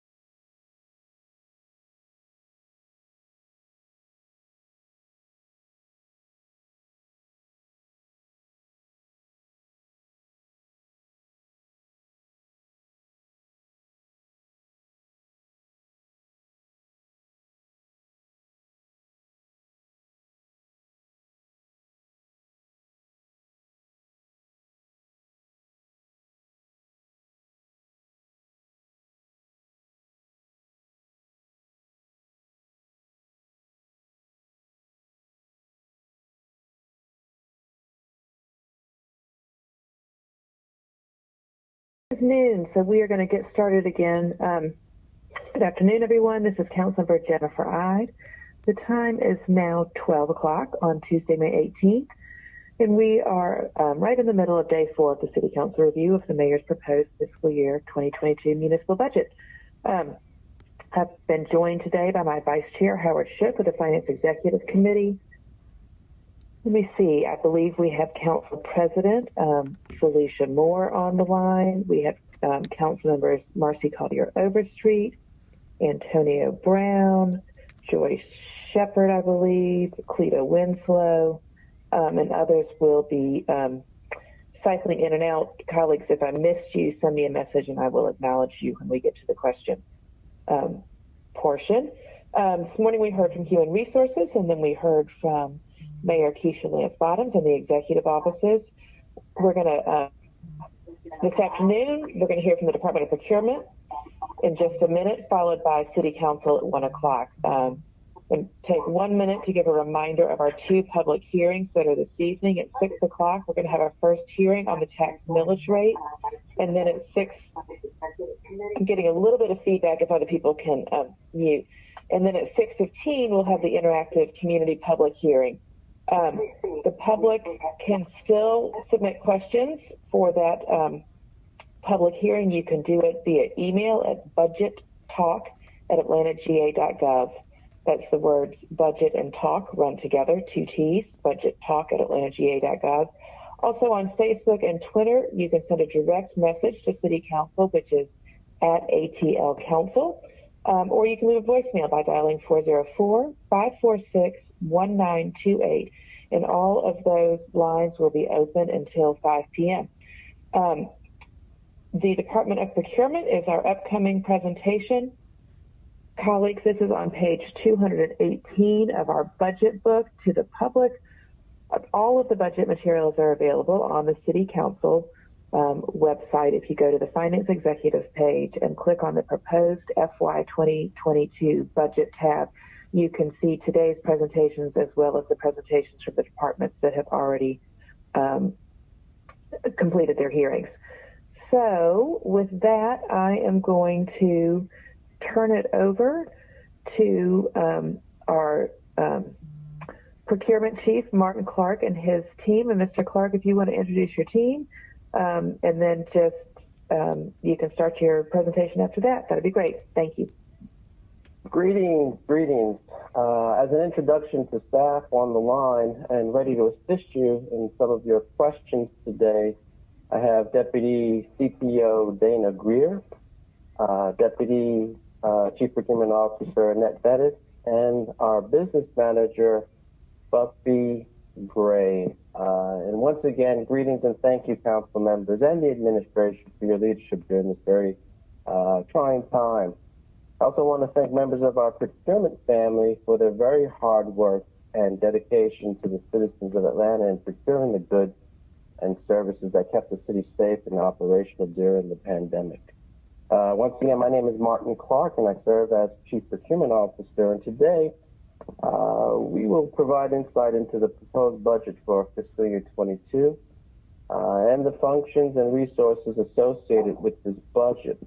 We will also provide insights into forward-looking functions for the department and its effectiveness. Now, it will help to review the activities of fiscal year 21 to provide context for the fiscal year 22 budget. The department has been extremely busy updating our operations. When the pandemic hit, the Department of Procurement worked with AIM to immediately get required telecommunications technology into the hands of our city heroes and workers to keep this city running. DOP immediately went into action, initiating and completing the various initiatives associated with the COVID economic relief program. These programs included everything from senior food assistance programs, care for homeless populations, small business and entrepreneurial grant programs, rental assistance programs, testing, tracing, welcoming Atlanta, along with many others. And as we segue into engaging the initiatives under the American Rescue Plan Act, DOP has already started to procure goods and services benefiting the citizens of Atlanta. The Department of Procurement worked lock and step with the Emergency Preparedness Team to acquire all PPE, and COVID-19 related commodities. We tracked those purchases daily and focused on making sure we were in compliance with all grant requirements to recoup funds under the CRF program. Next slide, please. Taking a look at budget trends on the top left corner, you will see that over the last three fiscal year cycles, we have had an up and down trend here. As a pineapple to pineapple comparison, we had a significant decrease in budget in FY 21. This year, we are proposing a budget that reflects a relatively flat budget deviation from fiscal year 21, but trending down. We are relying on technology to drive efficiency. You'll see later in the presentation examples of new programs we're using to improve our services, council members. We, of course, will maintain and increase our service levels and measurable outputs, and to that end, we have been operating and maintaining services virtually through the DocuSign system, ATL Cloud, Microsoft Teams, and Zoom. Looking at operational areas, traditionally you have heard previous CPOs describe three main operational areas. And in this presentation, you'll notice that we have added an innovation resource manager position, which we have been aggressively interviewing for. We created this position to vastly expand our use of analytics in our operations, council members. adding spend analysis along with more outreach and training. Now why this emphasis? In order to avoid delayed solicitations, bid protests, and appeals, we believe the public needs more opportunities to learn how to contract with us and what's required in our solicitation packages and forms to avoid pitfalls. We wanted to address disparate advice coming out of the department, so we created the first ever formal procurement manager training program, which is a 22-hour intensive in-house training program to make sure we were providing consistent and accurate advice to our user agencies. We also needed to train our user agencies on the expanded modules we engaged on our Oracle-based ATL cloud system, along with teaching them how to better prepare the trigger packages procurement relies on in preparing our solicitation. So how are we doing on headcount? Last year, we had 55 filled positions. As of currently, we have 53 filled positions with an expectation of adding 3 more positions this year. At the key metrics, we'll be going further in depth in the presentation on what we will be looking to improve, but in summary, we want to make sure we decrease our procurement cycle times and to decrease our cancellations. When I came on board, one of the things we triaged was getting some of the contracts that were stuck in department out and completed. And unfortunately, that added to our early numbers, but as we now have piloted the ATL cloud modules, we are moving towards much better performance. Next slide, please. If we proceed to this slide, as mentioned, we are really relying on technology to drive efficiencies, folks. As we head into fiscal year 22, DOP is looking at 4 key things: faster, better, smarter, and easier. We wanted to make sure we are benefiting our citizens with better time. We wanted to make your jobs easier with not having to come to you for as many emergencies, and to increase our transparency. Next slide, please. Our investments are being made to achieve faster solicitations, better processes, smarter technology.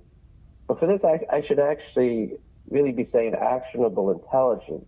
An easy user experience is acquiring goods and services, and an easier experience for our employees in executing our processes. Looking at key metrics, we monitor the number of solicitations we complete, how quickly and efficiently we complete them from advertising to authorization. We also are analyzing how quickly we get the user agencies' request to advertising the solicitation. In addition, as mentioned, we are expanding our outreach and training activities. Next slide, please. Next year, we really want to expand our analytics, council members. We are asking for assistance in expanding our use of the ATL cloud for greater efficiencies and savings. As a member of the National Institute of Government Purchasing, I had the opportunity to look at the various best example functions of operations around the country. And I want to skip the first 2 parts of this and focus on smarter intelligence. In listening to your questions on council over time, some of the items that DOP can actually help the user agencies with are related to spend analysis and price analysis and strategic market analysis. And I know you haven't heard some of these terms because in the past 16 years that I've been here, I didn't hear them either. But there are types of spending analysis that really provide greater insight into things like when you should be buying inventory that we want to improve on it. And I will talk a little bit more about that in a bit. We are also changing some of the processes and requirements in-house, folks. We're taking another edit at our solicitation document requirements and policies to make it easier to get through our procurement process. And we did things like the top 10 list of why contractors are found non-responsive. Frankly, this year we'll be hopefully making your jobs easier by not having to deal with as many last-minute legislation on contracts. We are also piloting an alarm and tickler system way early in the process to make sure contract termination dates didn't sneak up on us or the user agencies. A year ahead of time, we alert them of the impending date, and then we have a hierarchical alert system that requires response from them. That is being piloted now with an outside third party assisting us. And with all of the technology, we will require more training. We drafted an edit of new SOPs, engaged an outside third party to assist us in that review, and that is taking place as we speak. DOP also made other major changes in operations of the department this year. We hired a new deputy chief procurement officer with amazing credentials and over 20 years in the industry handling very complex procurement. We engaged what we call the One DOP plan, which stands for Digital Online Procurement. Mayor Bottoms and this council will be the first mayor to finally bring an efficient and transparent digital procurement system to the great city of Atlanta. The public will be able to review contract summaries on demand. Commissioners can review where active contracts are in the procurement process with our smart SMART review system.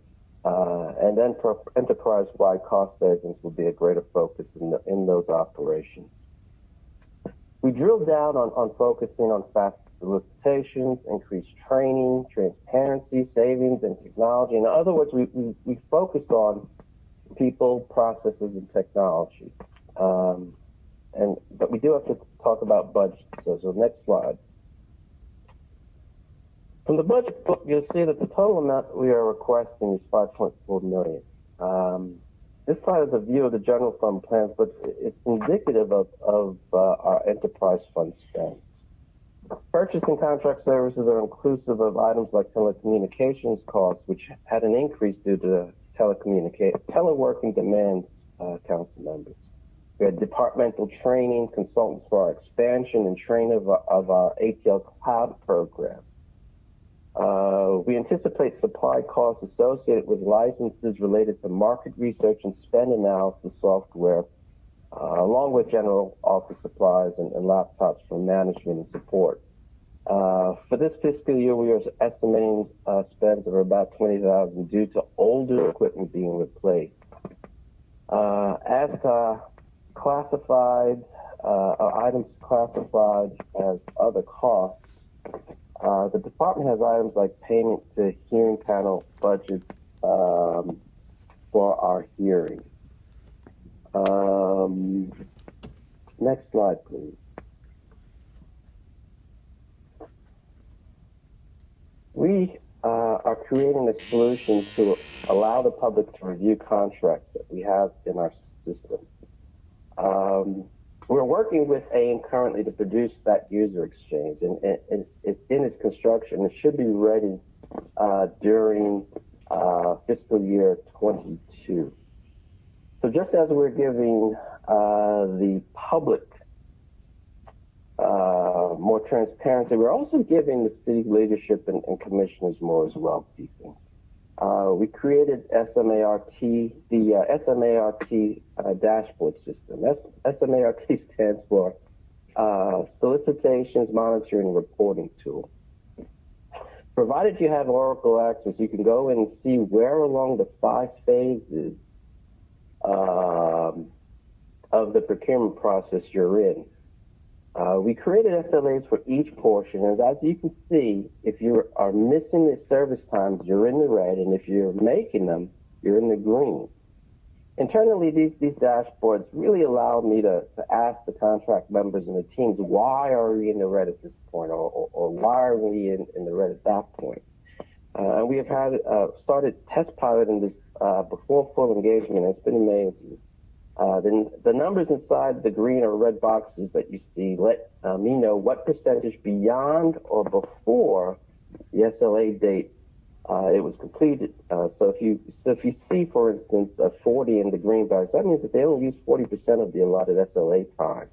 Or if you see like 190 in a red box, it means that they were 90% over the allotted days to complete the SLA time. So it's a great dashboard for me to keep track of production. as we're always trying to push the production line to be completed faster. Next slide, please. So I mentioned prior, we want to dive much further into analytics this year, council members, and critical to that is accurate data. So the department has been digitizing its contracts so as to draw as much data as we can. However, it's critical that the data fields be accurately recorded.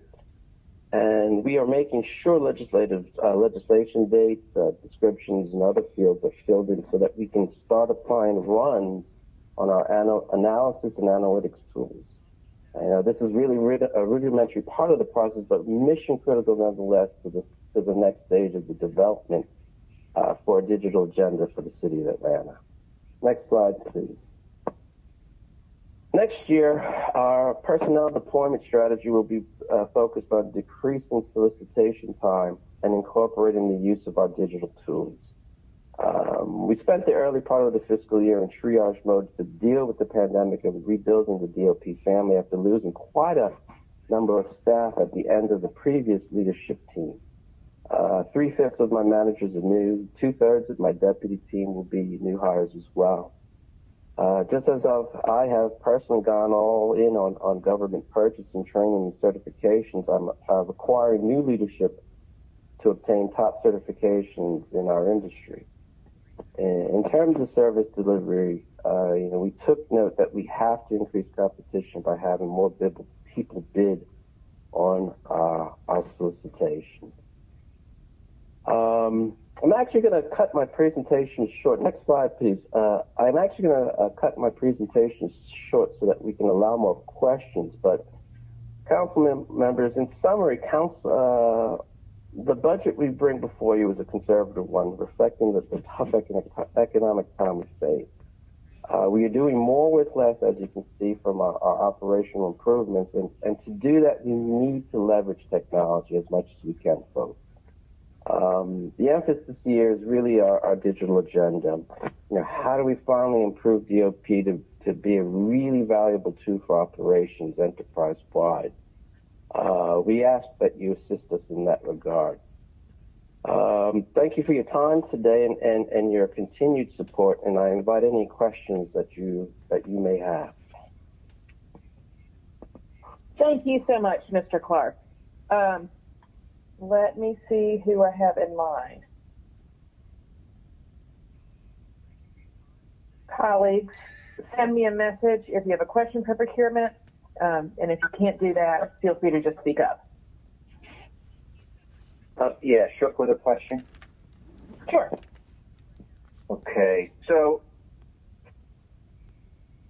the budget seems pretty straightforward, but I remain, and I'm sure you do too, concerned that we don't seem to be speeding up these solicitations from A to Z.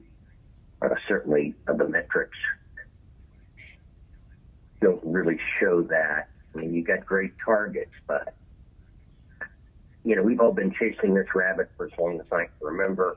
I don't think we've ever withheld funding requested by procurement for the latest software and kind of all of that. But what's it going to take for us to telescope these times down to where we actually like them?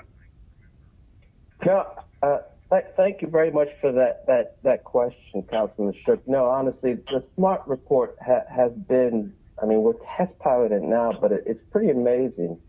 And I hate to use this term, but I am going to use it. There's a agricultural term that says the cow grows fat under the master's eye. And what it refers to is just monitoring your operations. And with the SMART reports and the analytics that we're trying to bring in, Councilman Shook, you've probably never heard of spend analysis, at least it hasn't been pushed.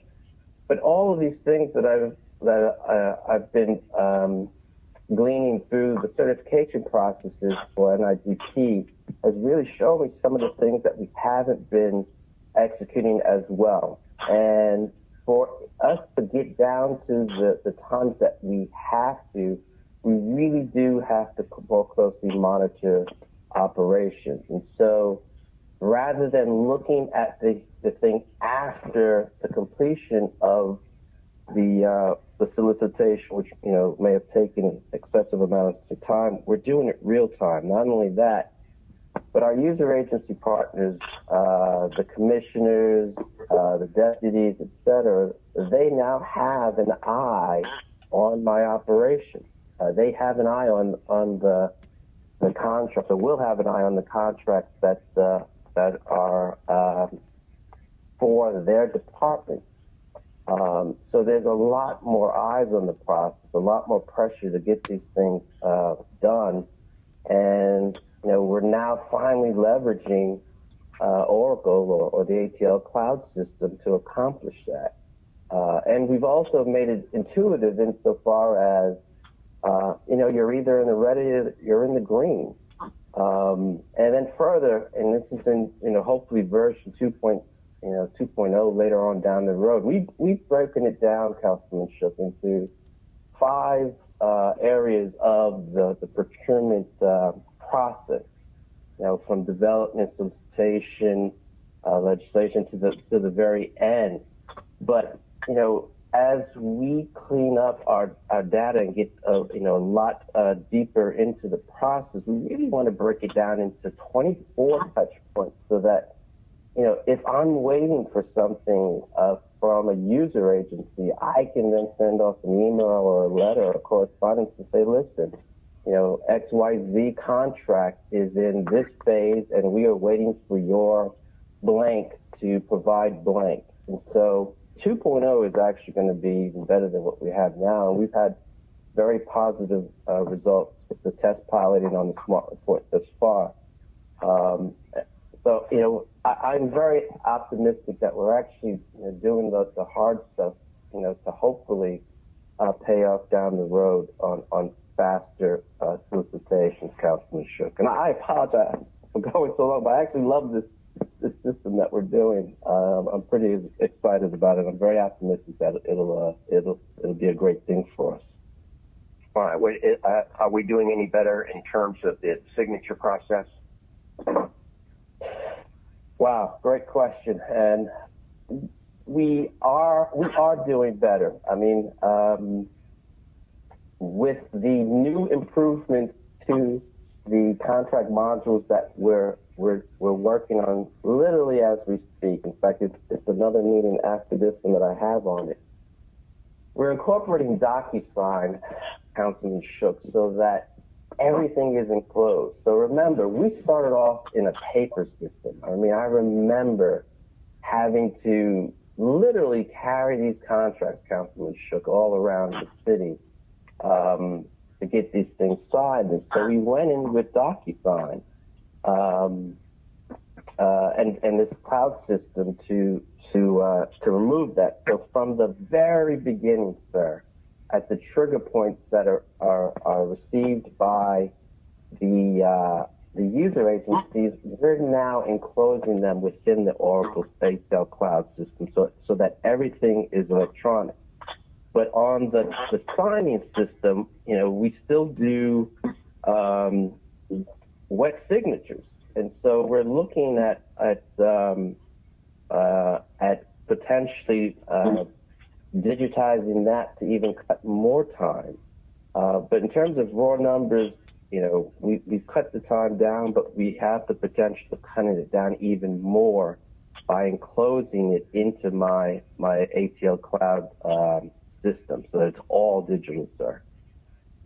All right. Well, final question, and it's related. One of the things council did in order to try to speed things up for you and your predecessors and successors is give you the ability to avoid deeming somebody as unqualified because their submittal, while it didn't contain the data requested on page 96, that exact same data was included on page 14. You had the ability to, keep them moving along. Has that been helpful?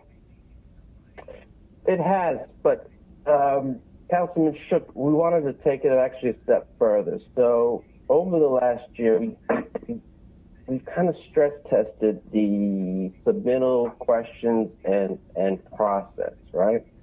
So some of the old instructions were problematic, and they just kept resulting in people getting tripped up and found non-responsive. So we ended up cutting quite a few out of it, but there were still problems. And so I know that the council and my predecessors looked at ways to remove technical or waive technical issues, which we have. But the problem with that is that you really shouldn't have to waive any technicalities if the instructions and the requirements are a lot clearer and easier to comply with.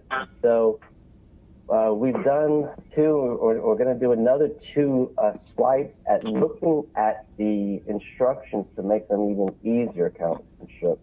So the rub or the difficulty, of course, is making sure that, yes, you want to make it easier for folks to get through the system, but at the same time, you still need the information to make a qualified and educated decision on who's the best vendor for that function. And so, we still need the data to do a risk analysis. We still need the information to make sure that we're using good faith efforts to utilize minority and female and small business vendors. So, it is a process that we're still engaging with. We're hoping to refine it to just a great process. But again, unfortunately, we've had a history of having some instructions that were problematic, and we kept getting that. The other thing that we added to that, and I should say this, is that we also started polling the vendor community to see sort of why they weren't contracted with us. And we also developed, Councilman Shook, a top 10 list. So in all these years, no one ever bothered to do a top 10 list of reasons why folks were being found non-responsive. So we actually did a top 10 list and started to include them in our instructions so that the vendors didn't have an excuse for why didn't they do this, because we've literally given them the reasons why they're often found non-responsive. So again, we're doing all these things to help them along, and we're hopefully getting better, sir. All right. Well, there's hope. There's hope. All right, Madam Chair, I apologize for dragging us into the tall grass. I will yield. No worries, Mr. Shook. Good question. I believe Councilmember Marcy Overstreet said that.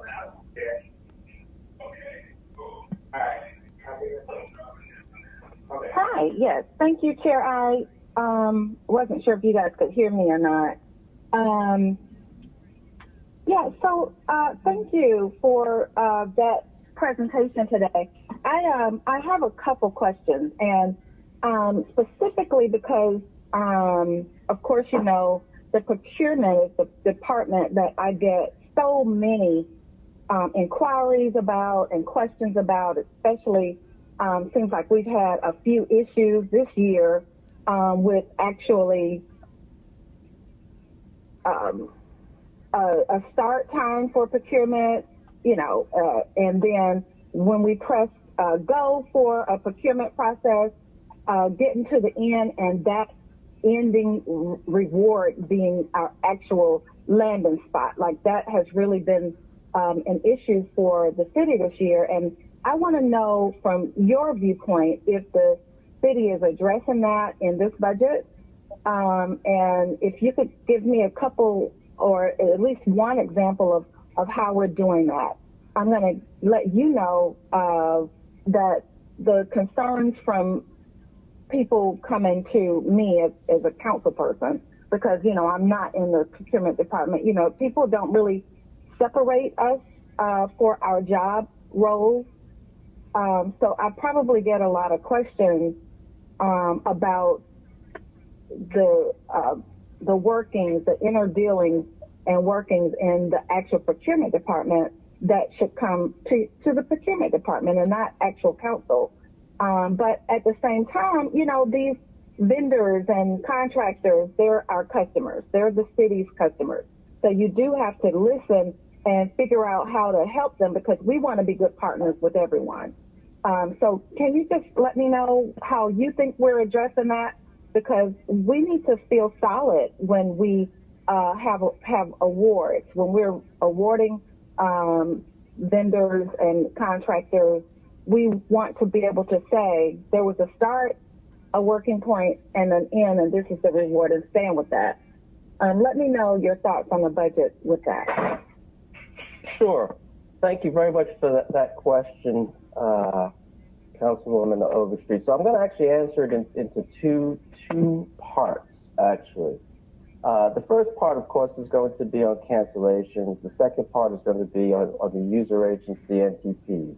So on the front end, if you notice in one of the key metrics that we're looking at engaging fiscal year 22 is cancellations. So Councilwoman Overstreet, one of the things that has been bothering me, and I'm sure the vending community, is there are costs related to producing these bids and these proposals.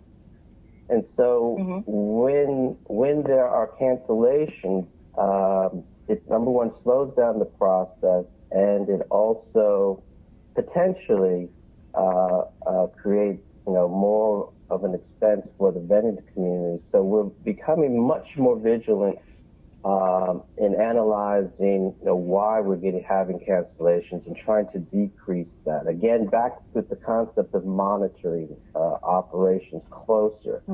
So we are absolutely looking, because we've now made it something that we're monitoring. We believe that we are going to decrease the number of cancellations, which I believe your constituents will be much happier with, because again, we'll get to getting an award, we'll be getting them their contracts quicker, and hopefully be more vigilant. But there's also related to that internal measures, Councilwoman Overstreet, and that is, for instance, the trigger packages and the scope and the descriptions of the work that's being designed. I think we're going really deep into the woods, but it's instructive, I think.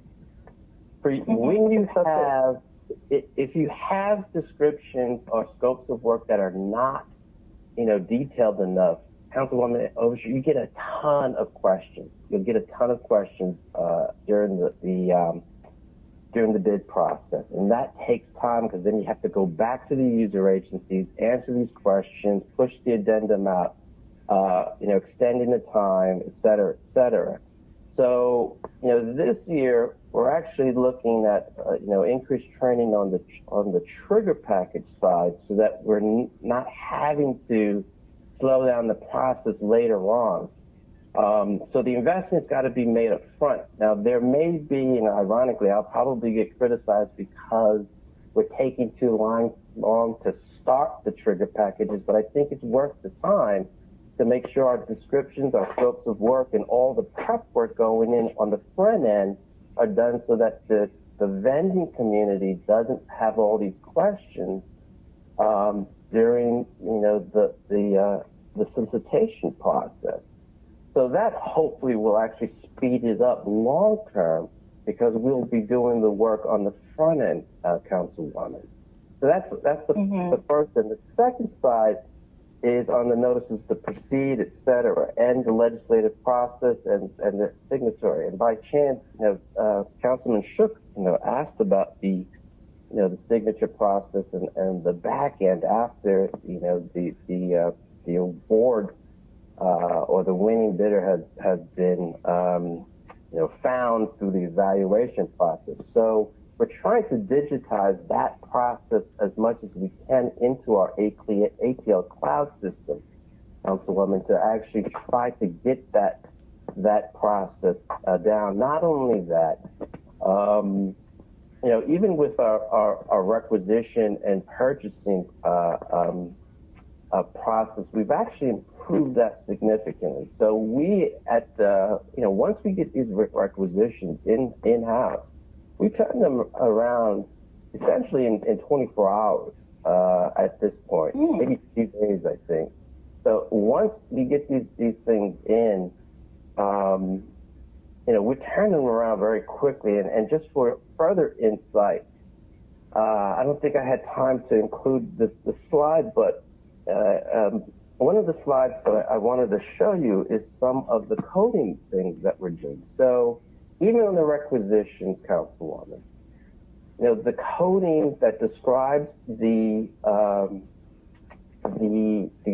actual activity, we're actually going deeper into that. And the reason why is this: because I want to be able to do more analytics on our spending, we have to be even more exact, because we have what they call NIGP codes, which describe the different services and goods that are offered to government. And, they can be very refined, but there's like gold in that data that will help me be able to basically have our folks be strategic analysts for the user agencies to help them in their spending times, their inventory times. Doing what's called Pareto analysis, see where's most of your value at, or where most of your spend dollars going to.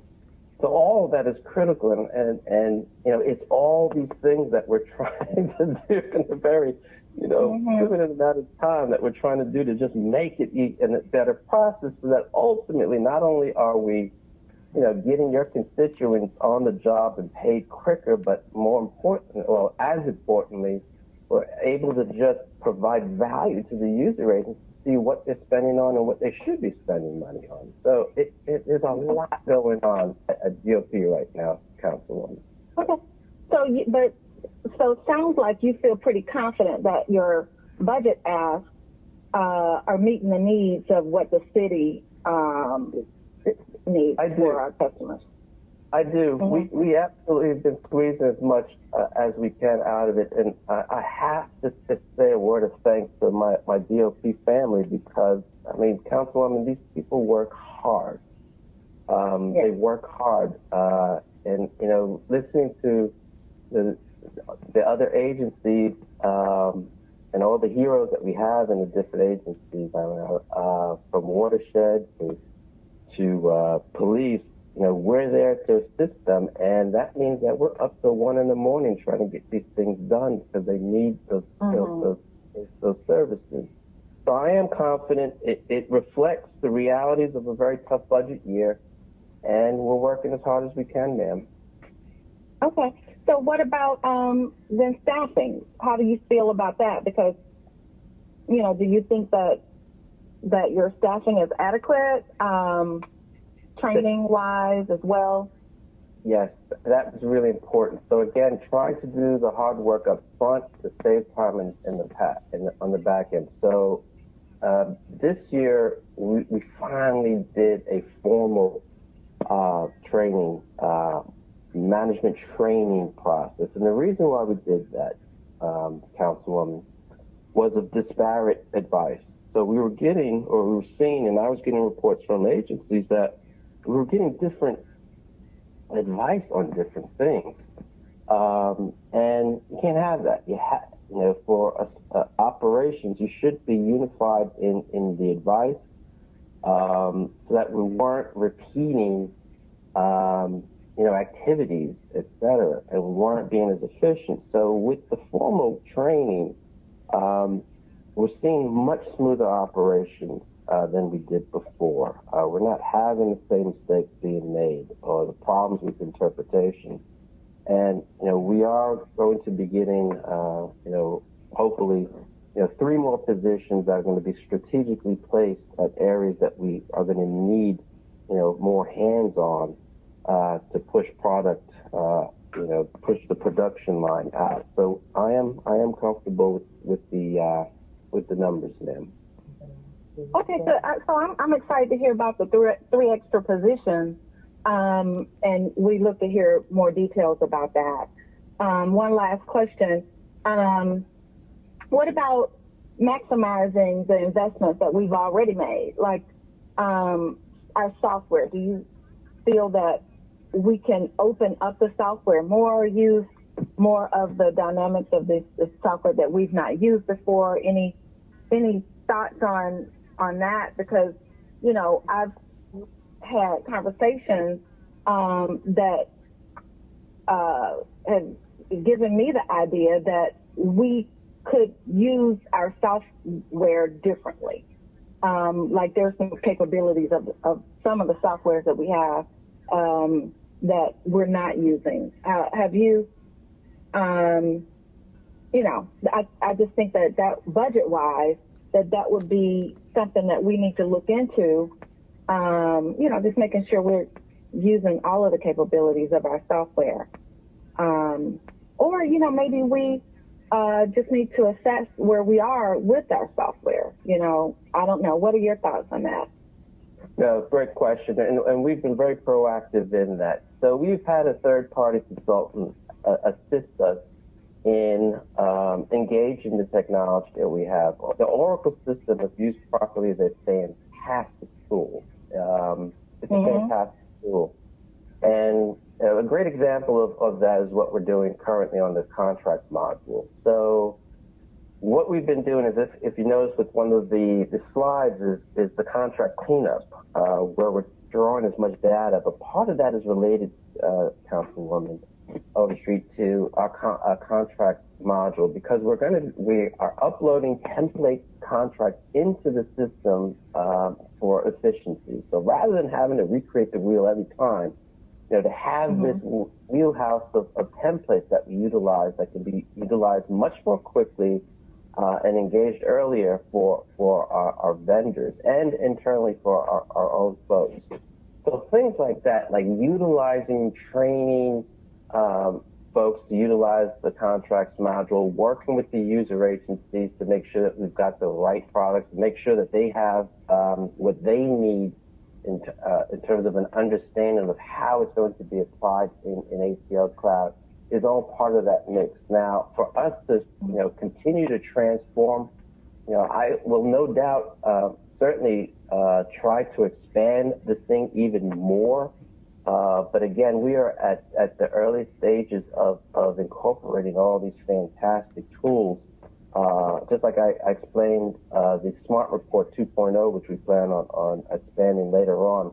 This first part, we're engaging in training our staff and the user agencies that it touches, and we're going to continue to expand. So again, this is really exciting times for DOP, and, you know, God willing, we will continue to expand it.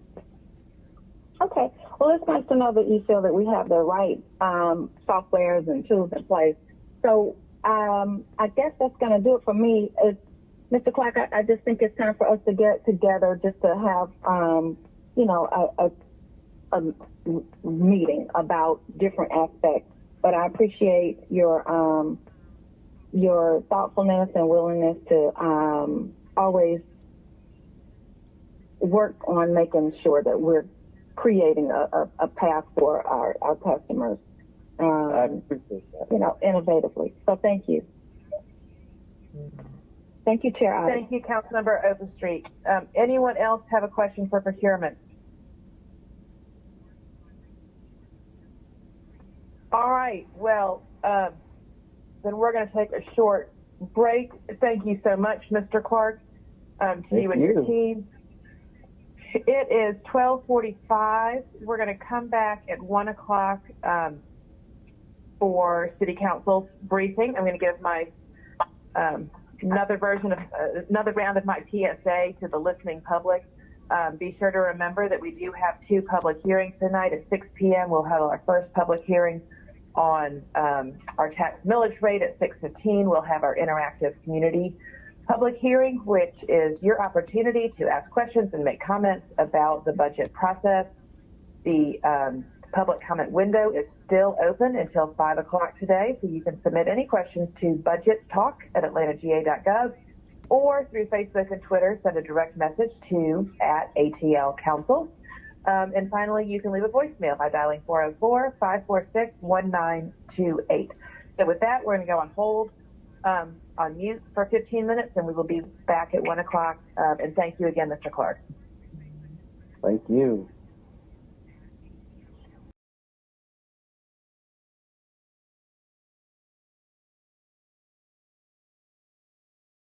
Hi, I'm Jennifer I from the Atlanta City Council, representing District 6 and this year's chair of the Finance Executive Committee.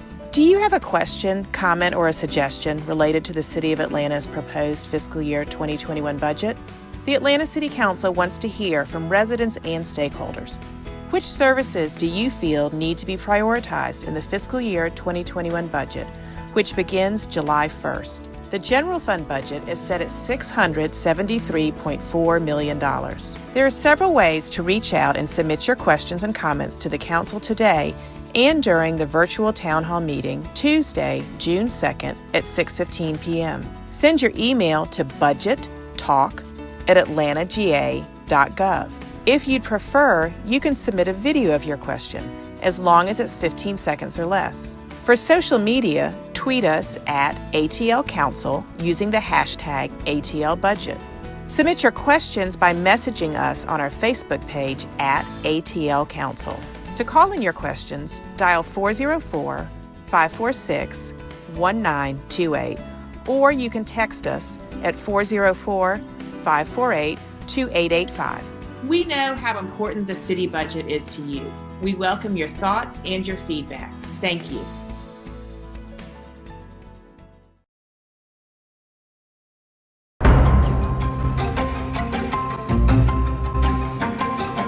We're out here downtown today celebrating the completion of 4 projects that were voted on during our Downtown Decides participatory budgeting process.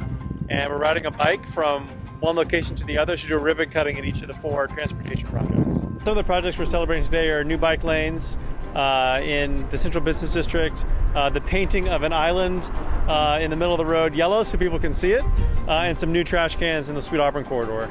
This is the direct result of citizens participating in this program. This is the first time we've done participatory budgeting in Atlanta, and it puts the power directly in people's hands on how tax dollars are spent, and we're just thrilled with the response and the success of the program so far.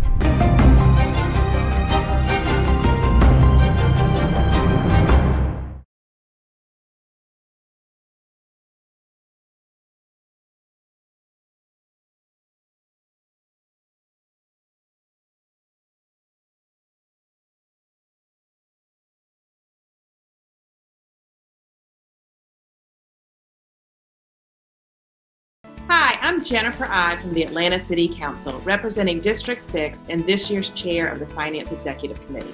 Do you have a question, comment, or a suggestion related to the City of Atlanta's proposed fiscal year 2021 budget? The Atlanta City Council wants to hear from residents and stakeholders.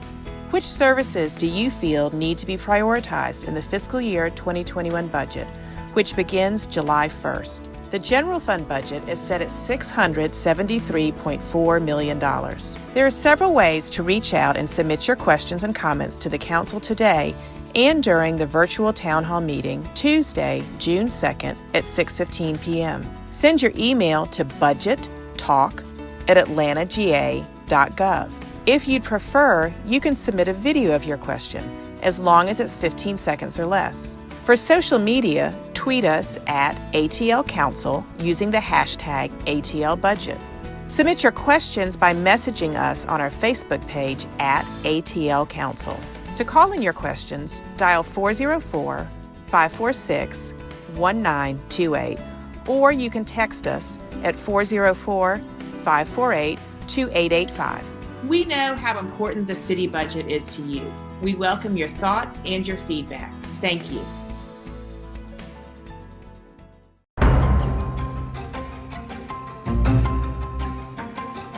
Chastain Park is the largest park in the city of Atlanta. This is the last piece of the Chastain Park path, and it's taken over 25 years since it began, and we are here at a groundbreaking to celebrate this last piece getting ready to start. You know, the phrase, it takes a village. Well, it certainly takes a village here. There have been lots and lots of organizations who have helped make this happen. I think there are over 500,000 people and probably about 250,000 dogs that use the path each year. It's an asset that is used by many, many people, from young people walking along to people on bikes to people running and exercising and folks coming after work to enjoy a stroll in the park. And the path has really been a catalyst for revitalizing the park, and so lots of park partners here today with NYO and the horse park and the pool, and it's a wonderful time to celebrate together.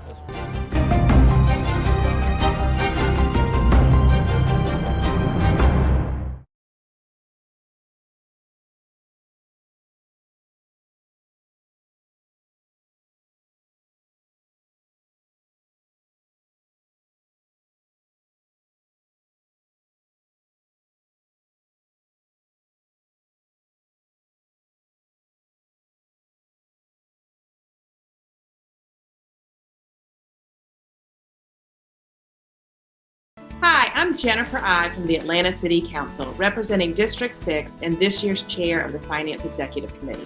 Do you have a question, comment, or a suggestion related to the City of Atlanta's proposed fiscal year 2021 budget?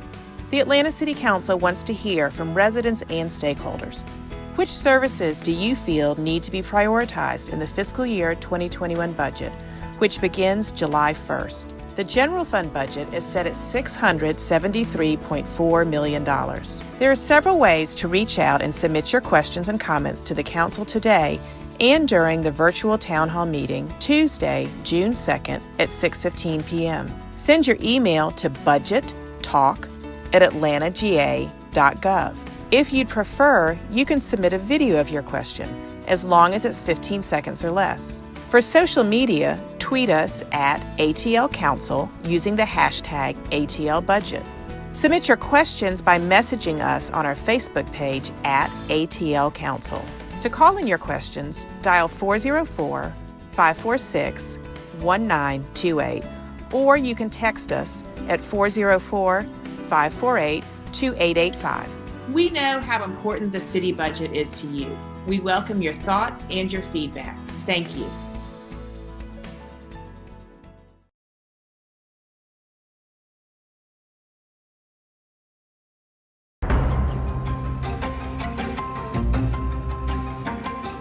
Today we're here for an unveiling.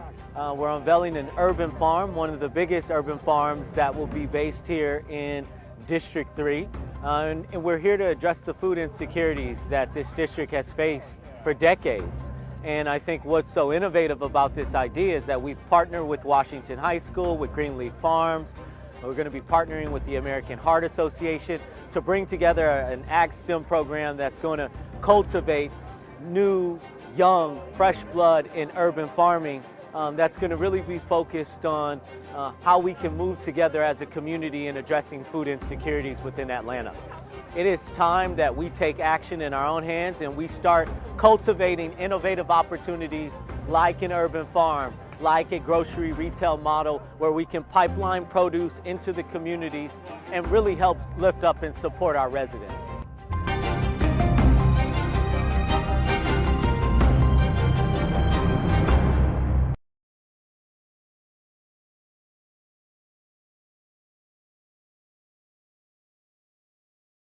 Hi, I'm Jennifer I from the Atlanta City Council, representing District 6 and this year's chair of the Finance Executive Committee. Do you have a question, comment, or a suggestion related to the City of Atlanta's proposed fiscal year 2021 budget? The Atlanta City Council wants to hear from residents and stakeholders. Which services do you feel need to be prioritized in the fiscal year 2021 budget, which begins July 1st? The general fund budget is set at $673.4 million. There are several ways to reach out and submit your questions and comments to the Council today and during the virtual town hall meeting Tuesday, June 2nd at 6:15 p.m. Send your email to budgettalk@atlantaga.gov. If you'd prefer, you can submit a video of your question, as long as it's 15 seconds or less. For social media, tweet us at ATL Council using the hashtag ATLBudget. Submit your questions by messaging us on our Facebook page at ATL Council. To call in your questions, dial 404-546-1928, or you can text us at 404-548-2885. We know how important the city budget is to you. We welcome your thoughts and your feedback. Thank you.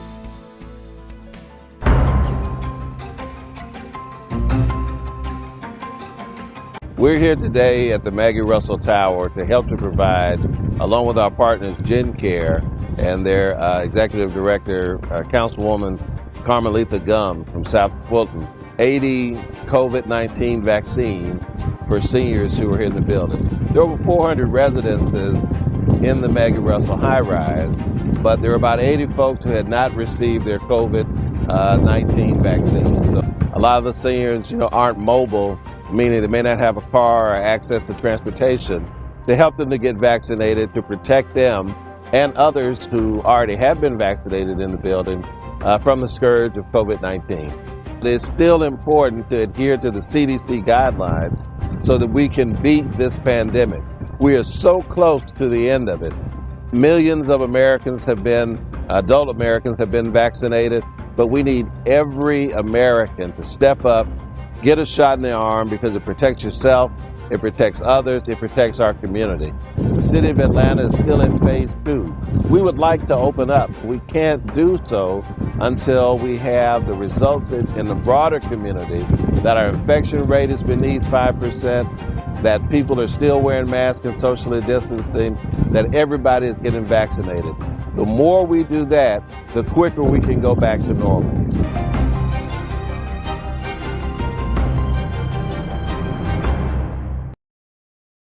Hi, I'm Jennifer I from the Atlanta City Council, representing District 6 and this year's chair of the Finance Executive Committee. Do you have a question, comment, or a suggestion related to the City of Atlanta's proposed fiscal year 2021 budget? The Atlanta City Council wants to hear from residents and stakeholders. Which services do you feel need to be prioritized in the fiscal year 2021 budget, which begins July 1st? The general fund budget is set at $673.4 million. There are several ways to reach out and submit your questions and comments to the Council today and during the virtual town hall meeting Tuesday, June 2nd at 6:15 p.m. Send your email to budgettalk@atlantaga.gov. If you'd prefer, you can submit a video of your question, as long as it's 15 seconds or less. For social media, tweet us at ATL Council using the hashtag ATLBudget. Submit your questions by messaging us on our Facebook page at ATL Council. To call in your questions, dial 404-546-1928, or you can text us at 404-548-2885. We know how important the city budget is to you. We welcome your thoughts and your feedback. Thank you.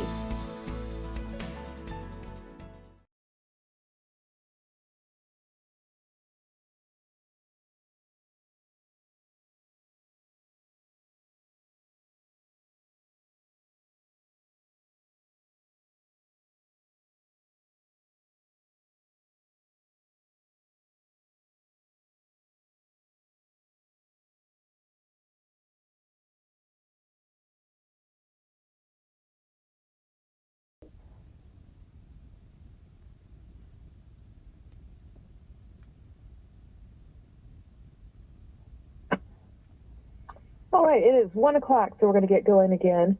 Good afternoon, everyone. This is Councilmember Jennifer Ide. It is 1 o'clock on Tuesday, May 18th, and we are at the tail end of Day 4 of the City Council review of the Mayor's proposed fiscal year 2022 municipal budget. I'm joined this afternoon by my Vice Chair, Howard Shook, of the Finance Executive Committee. I believe for this presentation, I also have online Council President Felicia Moore, Councilmember Marcy Collier-Overstreet, Councilmember Cleta Winslow, Councilmember Antonio Brown, and Councilmember Joyce Shepard. If I've missed anybody, send me a text and I will recognize you when we get to the question section. And I'm sure council members typically cycle in and out as their schedules permit, so there may be some people that join us in a minute. This morning we covered human resources and the executive offices. We just completed the Department of Procurement, and so City Council is the last presentation we have for the day. Before I turn it over to our City Council staff, I want to just do my final reminder about the 2 public hearings we have scheduled for tonight. At 6 p.m., we're going to have our first public hearing on the tax millage rate. And then at 6:15, we have our interactive community public hearing on the budget, which is the opportunity for the public to make comments or ask questions about the budget process or about any of the department's individual budgets. The window is still open to leave those questions or comments, and you can do that in several ways. You can send an email to budgettalk@atlantagA.gov. That's budgettalk@atlantagA.gov. You can also send us a message through social media for Facebook or Twitter. You can direct message, which is @ATL Council. And finally, you can leave a voicemail by dialing 404-546-1928. And we will be receiving questions and comments until 5 p.m. today, and then the meeting starts at 6:15. Our final presentation, as I said, is from the offices of City Council. For those of you who have a budget book, their City Council budget can be found beginning at page 138. For members of the public, you can access a budget book and all the presentations from the departments on the City Council website by going to the Finance Executive Committee page and then looking under the proposed FY 2022 budget tab. You can find the budget book and follow along with this presentation there today if you're just listening in and you're not logged in. And you can look and see the presentations from all of the departments that have already presented. Going forward, if you're just on the phone line and you'd like to follow along, you can do that by going to Channel 26 or the City Council website or the social media streams for Atlanta City Council.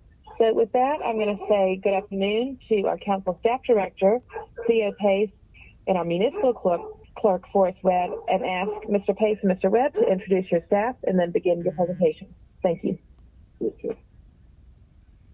Thank you. Good afternoon, Council President, Madam Chair, and members of Council.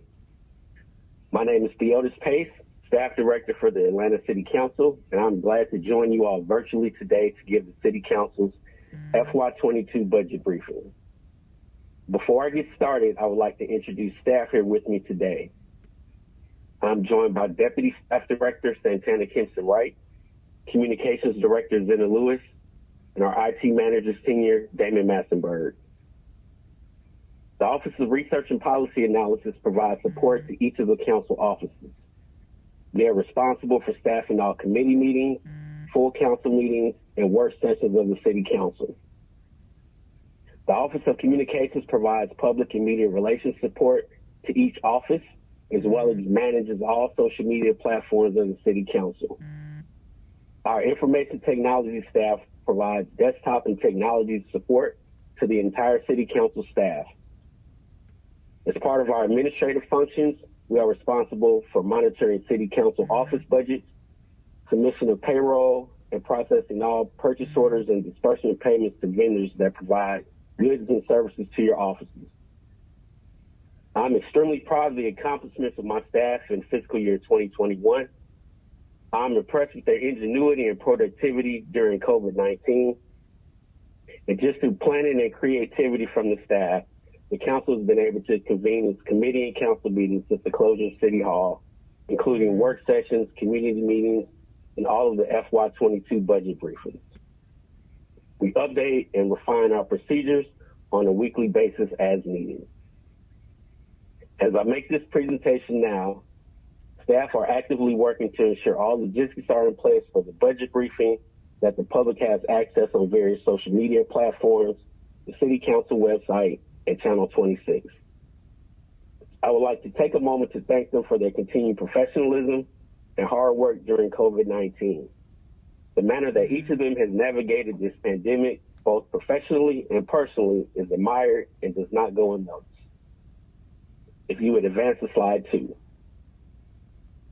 The Office of Research and Policy Analysis works directly with your offices, the executive branch, city departments and agencies, and external stakeholders in providing policy and legislative support to the City Council. The research staff fulfilled 75 requests for research from council members for various policy topics, drafted over 300 pieces of legislation, and analyzed more than 1,000. They have also staffed 326 hours of meetings. They have continued timely dissemination of all committee agendas and preparation of the full council agenda. Our communications team has worked throughout the pandemic with a focus on increasing, next slide, please. Our communications team has worked throughout the pandemic with a focus on increasing the City Council's reach on social media. Viewers have seen more digital content as well as more written content throughout platforms such as the media. Some of the stats from the communications team are reflected. We've seen a significant increase in our social media viewership, more than 16% on Twitter, 24% on Facebook, and had over 5,800 viewers on Instagram. We've also seen an uptick on YouTube and Vimeo as well. You may also see our communications media metrics as far as the number of press releases, media advisories, statements, and proclamations that have been written in the past year. Stay at Home Connect on Channel 26 has provided a wealth of information as employees, residents, and visitors navigate the COVID-19 pandemic. The Communications Office has also provided district-specific video content, including the District 2 Downtown Decides ribbon cutting, the 15th Annual Eco Depot event in District 1, and most COVID-19 testing and vaccination events sponsored by your office. The In My Own Words series, which appears on Channel 26 and the City Council social media pages, has allowed members to give first-person perspective of your initiatives. Next slide, Ms. Joseph.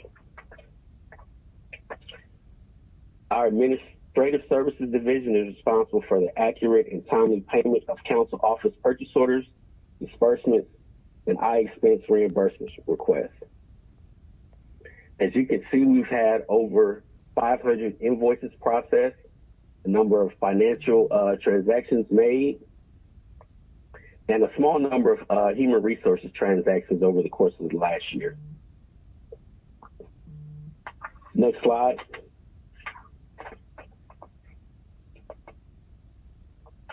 As you can see, we've assisted with more than 1,300 technical issues that our information technology team has resolved.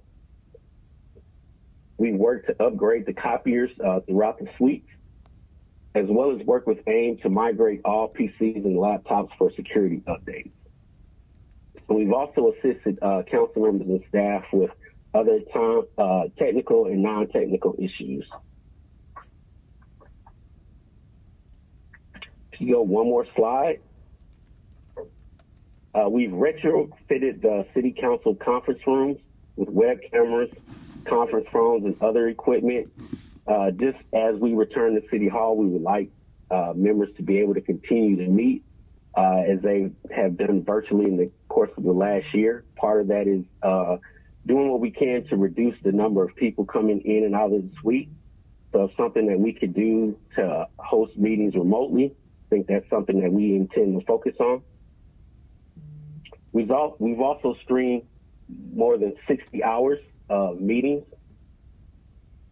and had more than 5,200 public comments.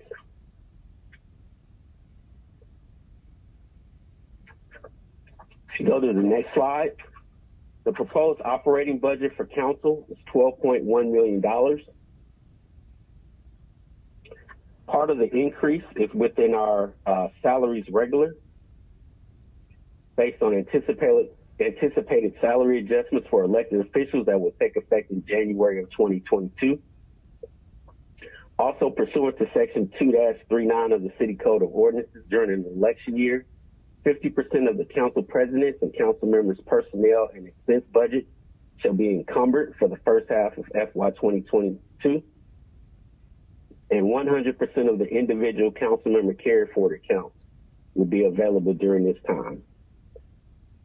While my team is consistently evaluating our office processes during the teleworking phase to find efficiencies in our service delivery to the City Council, we are also logistically planning for a return to City Hall to ensure that council members and staff have what it needs to move forward.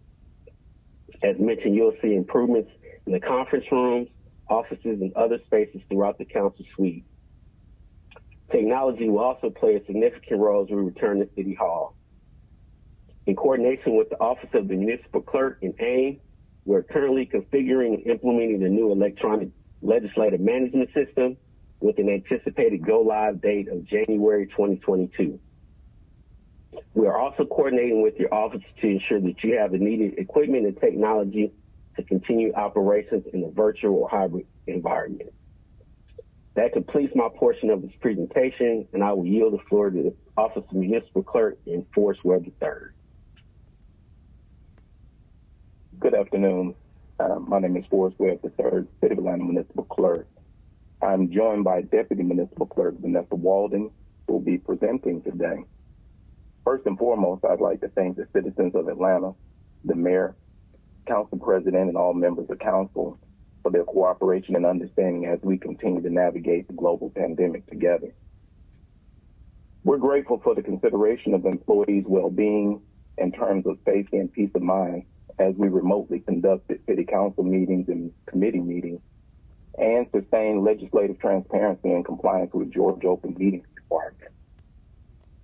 In anticipation of the City of Atlanta's new normal, the Office of Municipal Clerk will continue to utilize flex teleworking schedules as staff has proven sustainable efficiency during the global pandemic. Thanks again for the opportunity to serve you and the citizens of Atlanta. Deputy Municipal Clerk Vanessa Walden will now proceed with the presentation. Thank you, Mr. Webb. Good afternoon, Council President Moore and members of Council. I'm Vanessa Walden, Deputy Municipal Clerk. Please begin with the next slide. The Office of Municipal Clerk, or OMC, is more commonly known as the Clerk's Office. Our office is the central repository for all legislative records and the custodian of the city's field. The Clerk's Office is responsible for the city's charter and code of ordinances and codification of amendments as adopted by the governing authority, which is the City Council, and approved by the Mayor. The Office of Municipal Clerk's current and proposed budget remains static at $1.4 million, which is less than 1% of the City of Atlanta's total annual budget. Our staffing level is at capacity with 10 total positions holding an average of 20 years of work experience with the city. Next slide, please. The goal of the Clerk's Office is to maintain a meaningful relationship with the citizens of Atlanta with an organic approach to good government. The OMC will waive administrative costs for citizens of Atlanta requiring the certifications and documents maintained in the OMC not to exceed $75 annually per citizen. Next slide, please. We maintain several databases in our office, including the Boards, Authorities, and Commissions database, while ensuring that we administer an oath to all members related to each board. We are also responsible for local advertisements, annexations, domestic partnership certificates, building permit affidavits, and attestation to the City of Atlanta's contracts and IGAs. Next slide. The detailed data related to each area that I previously mentioned is also outlined in the handouts provided to you earlier. This slide represents a glimpse of our FY21 highlights. Next slide. The municipal clerk also serves as the election superintendent for the purpose of calling an election or referendum for the city. The city clerk is responsible for contracting with both Fulton and DeKalb County's Office of Registration and Elections to manage election day voting activities. Our office is responsible for qualifying each candidate and serving as the state ethics filing agent regarding state campaign and financial disclosures for elected officials, as well as those candidates seeking office. The OMC has enhanced the search features of EasyFile, the system used to maintain and report campaign and personal financial disclosure information to the State Ethics Office. We also maintain a user-friendly election website where we post nonpartisan election information, which includes notifications regarding the municipal, county, state, and federal elections, impacting the city's citizens. Before closing, I'd like to say that I'm very proud to be a part of the clerk's office, and even more proud of the entire staff.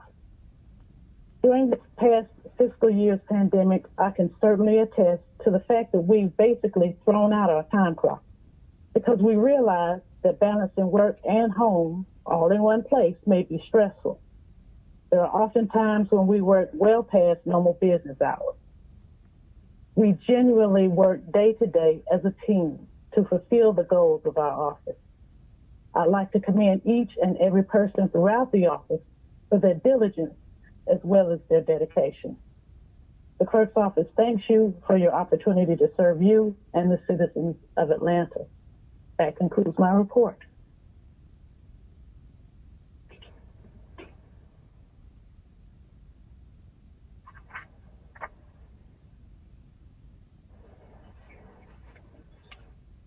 Thank you, Ms. Walden. Is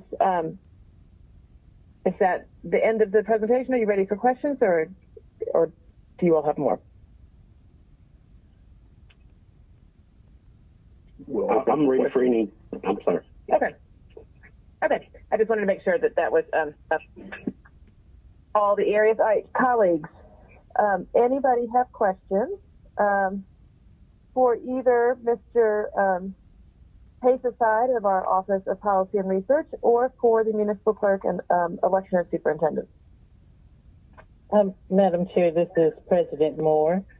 First, I just wanted to say that I have had the honor of working with both staffs and all of them. They've done an excellent job during this pandemic, and I want to add, I'm sure everyone's thanks to them for all of their hard work that they've done. The only thing that I would ask is if they could discuss, I think both are pretty fully staffed, but just is there an increase overall in the budget or a decrease, or is it the same, just so the public will know financially what they're proposing, and if there are new purchases or things that we need to do, if they can talk to that. Thank you. Sure. As far as our full-time employees, there is no change in that. There's a total of 48 full-time employees within the City Council. As far as the budget is concerned, there are really no changes. There was just some reallocation of funds, around $8,000 between our purchase contracted services and some of our supplies, just as we're looking at the various upgrades of technology that we will need. Also know that there was a small uptick in funding, not much, between accounts for use of our cell phone, laptops, things we needed to deploy during COVID-19 to ensure that all employees had what they needed as far as technology support. And then, as I mentioned earlier, the increase in salaries due to the salary adjustments for elected officials that to take effect in January of 2022. Those were the only changes throughout the City Council budget.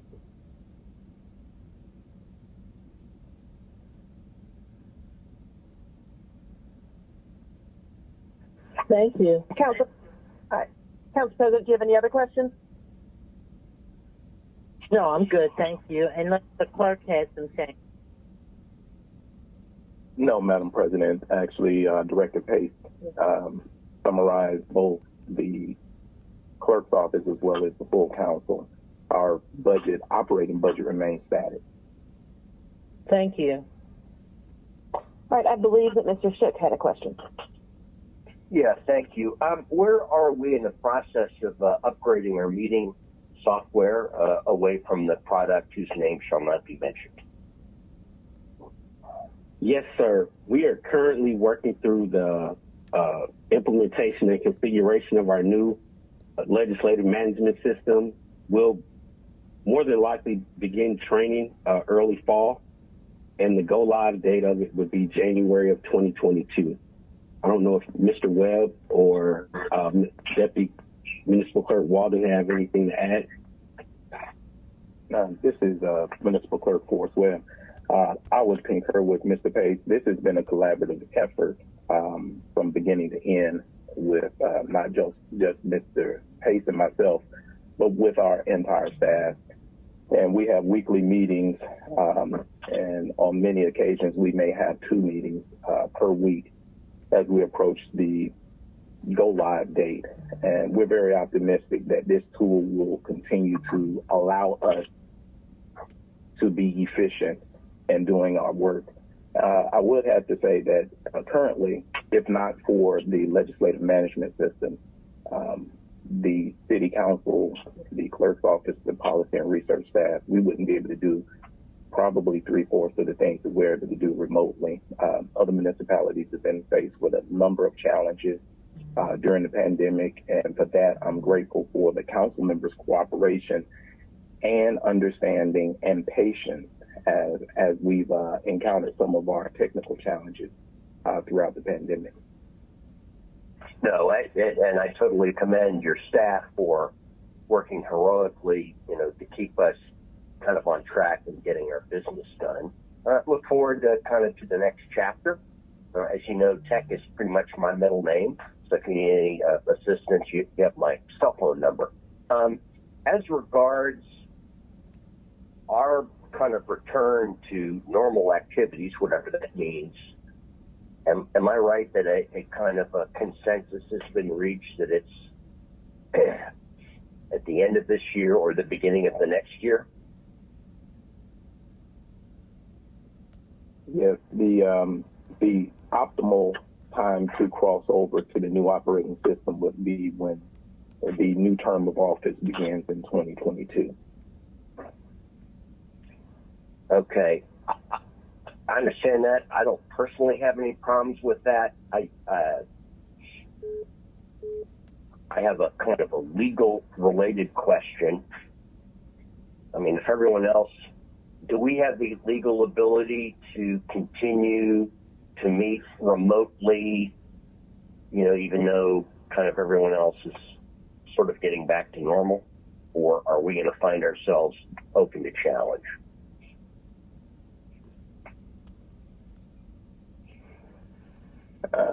Mr. Shook, this is Webb. I will defer to the council president, who is also in the meeting, and or perhaps the law department. Okay. But I'll conclude just by saying that, I've kind of watched the evolution of both of your offices, and I'm really happy with where things are today. First of all, there were a lot of great people who aren't here anymore, but you have brought in a lot of great people. Boy, the Office of Communications is completely unrecognizable compared to 15 years ago, and I think they are completely on board. I love working with them, and I look forward to seeing y'all. Thank you. That's it. Thank you, Councilmember Shook. Colleagues, anybody else have questions for Mr. Webb or Mr. Pace? Madam Chair, could I respond to Mr. Shook's question? So what I believe will happen is we, as council to this point, have been following the lead of the executive branch and the mayor's phased approach to opening City Hall. And so what we're doing and the staff is doing is keeping in contact with them. And at some point when the building is open is when we're anticipating coming back to City Hall. And so that's kind of a time frame. I think you were asking 2 different questions. One, the go live, I'm hearing from them for the new electronic management system would be the first of next year, 2022. But in terms of us physically coming back, if and when the building opens, then I think that should signal to everyone that we will return back. There'll need to be discussions from Mr. Masakai with the Committee on Council and others about how we operate when we get back, how we deal with the public coming, how do we deal with public comment. And so those are discussions that will need to be had, but I think we're following the lead of the building itself and the mayor's phased approach to opening the building. Thank you. All right. Yeah, so that's helpful. Is it our belief that the mayor wants to wait until the new year to reopen the building? I hadn't heard that.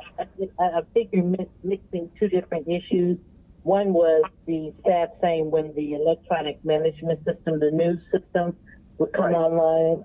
That's the first of the year. But we are still waiting to hear when the building will open. The last I heard rumor, and it is rumor that perhaps sometime in July the building would open, but there's no confirmation of that yet. Okay. All right. Well, thank you. Thank you.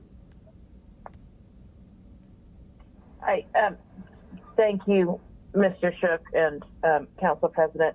Anybody else, City Council members, have a question for Mr. Webb or Mr. Pace? All right. Well, hearing none, I just want to say thank you to both of you and your teams. You both do a remarkable job, and I couldn't wish for a better group of people to be helping City Council along with all that we do. You really keep the trains running on time and are always there for us. So we are going to break until. Oh, yes.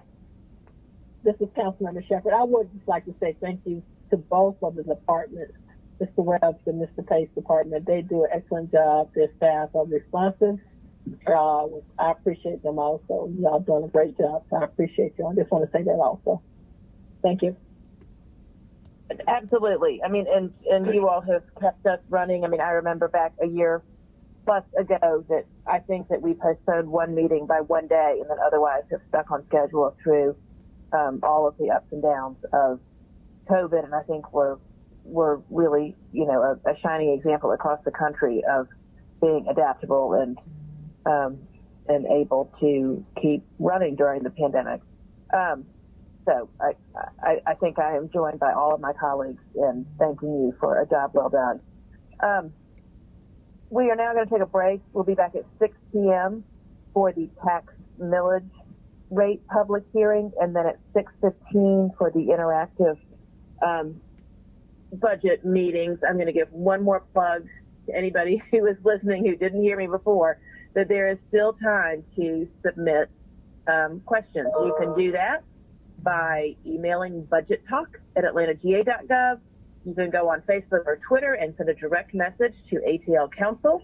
You can leave a voicemail by dialing 404-546-1928, and we will be receiving questions and comments on the fiscal year 2022 budget until 5 p.m. today. So tax millage rate at 6, and then the interactive public hearing at 6:15.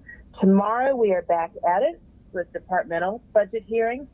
We are going to begin at 10 a.m. with the Department of City Planning, followed by 11 with the Department of Finance, noon the Department of Law, and then we're going to hear from 2 of our employee groups. After that, 1 o'clock, we'll have Ask Me, and at 1:30 we will have PACE. So I hope people will be able to join tonight for the public hearings and tomorrow for more departmental budget hearings. We will have them Thursday and Friday also. You can find all of this information on the City Council website, on the Finance Executive page, under the proposed fiscal year 2022 budget tab. You can find, I believe, the schedule, the presentations from today, and the presentations from last week as well. And with that, I'm going to say we're going to go on mute or offline, actually, and we'll be back at 6 o'clock. Thank you, everyone. Thank you.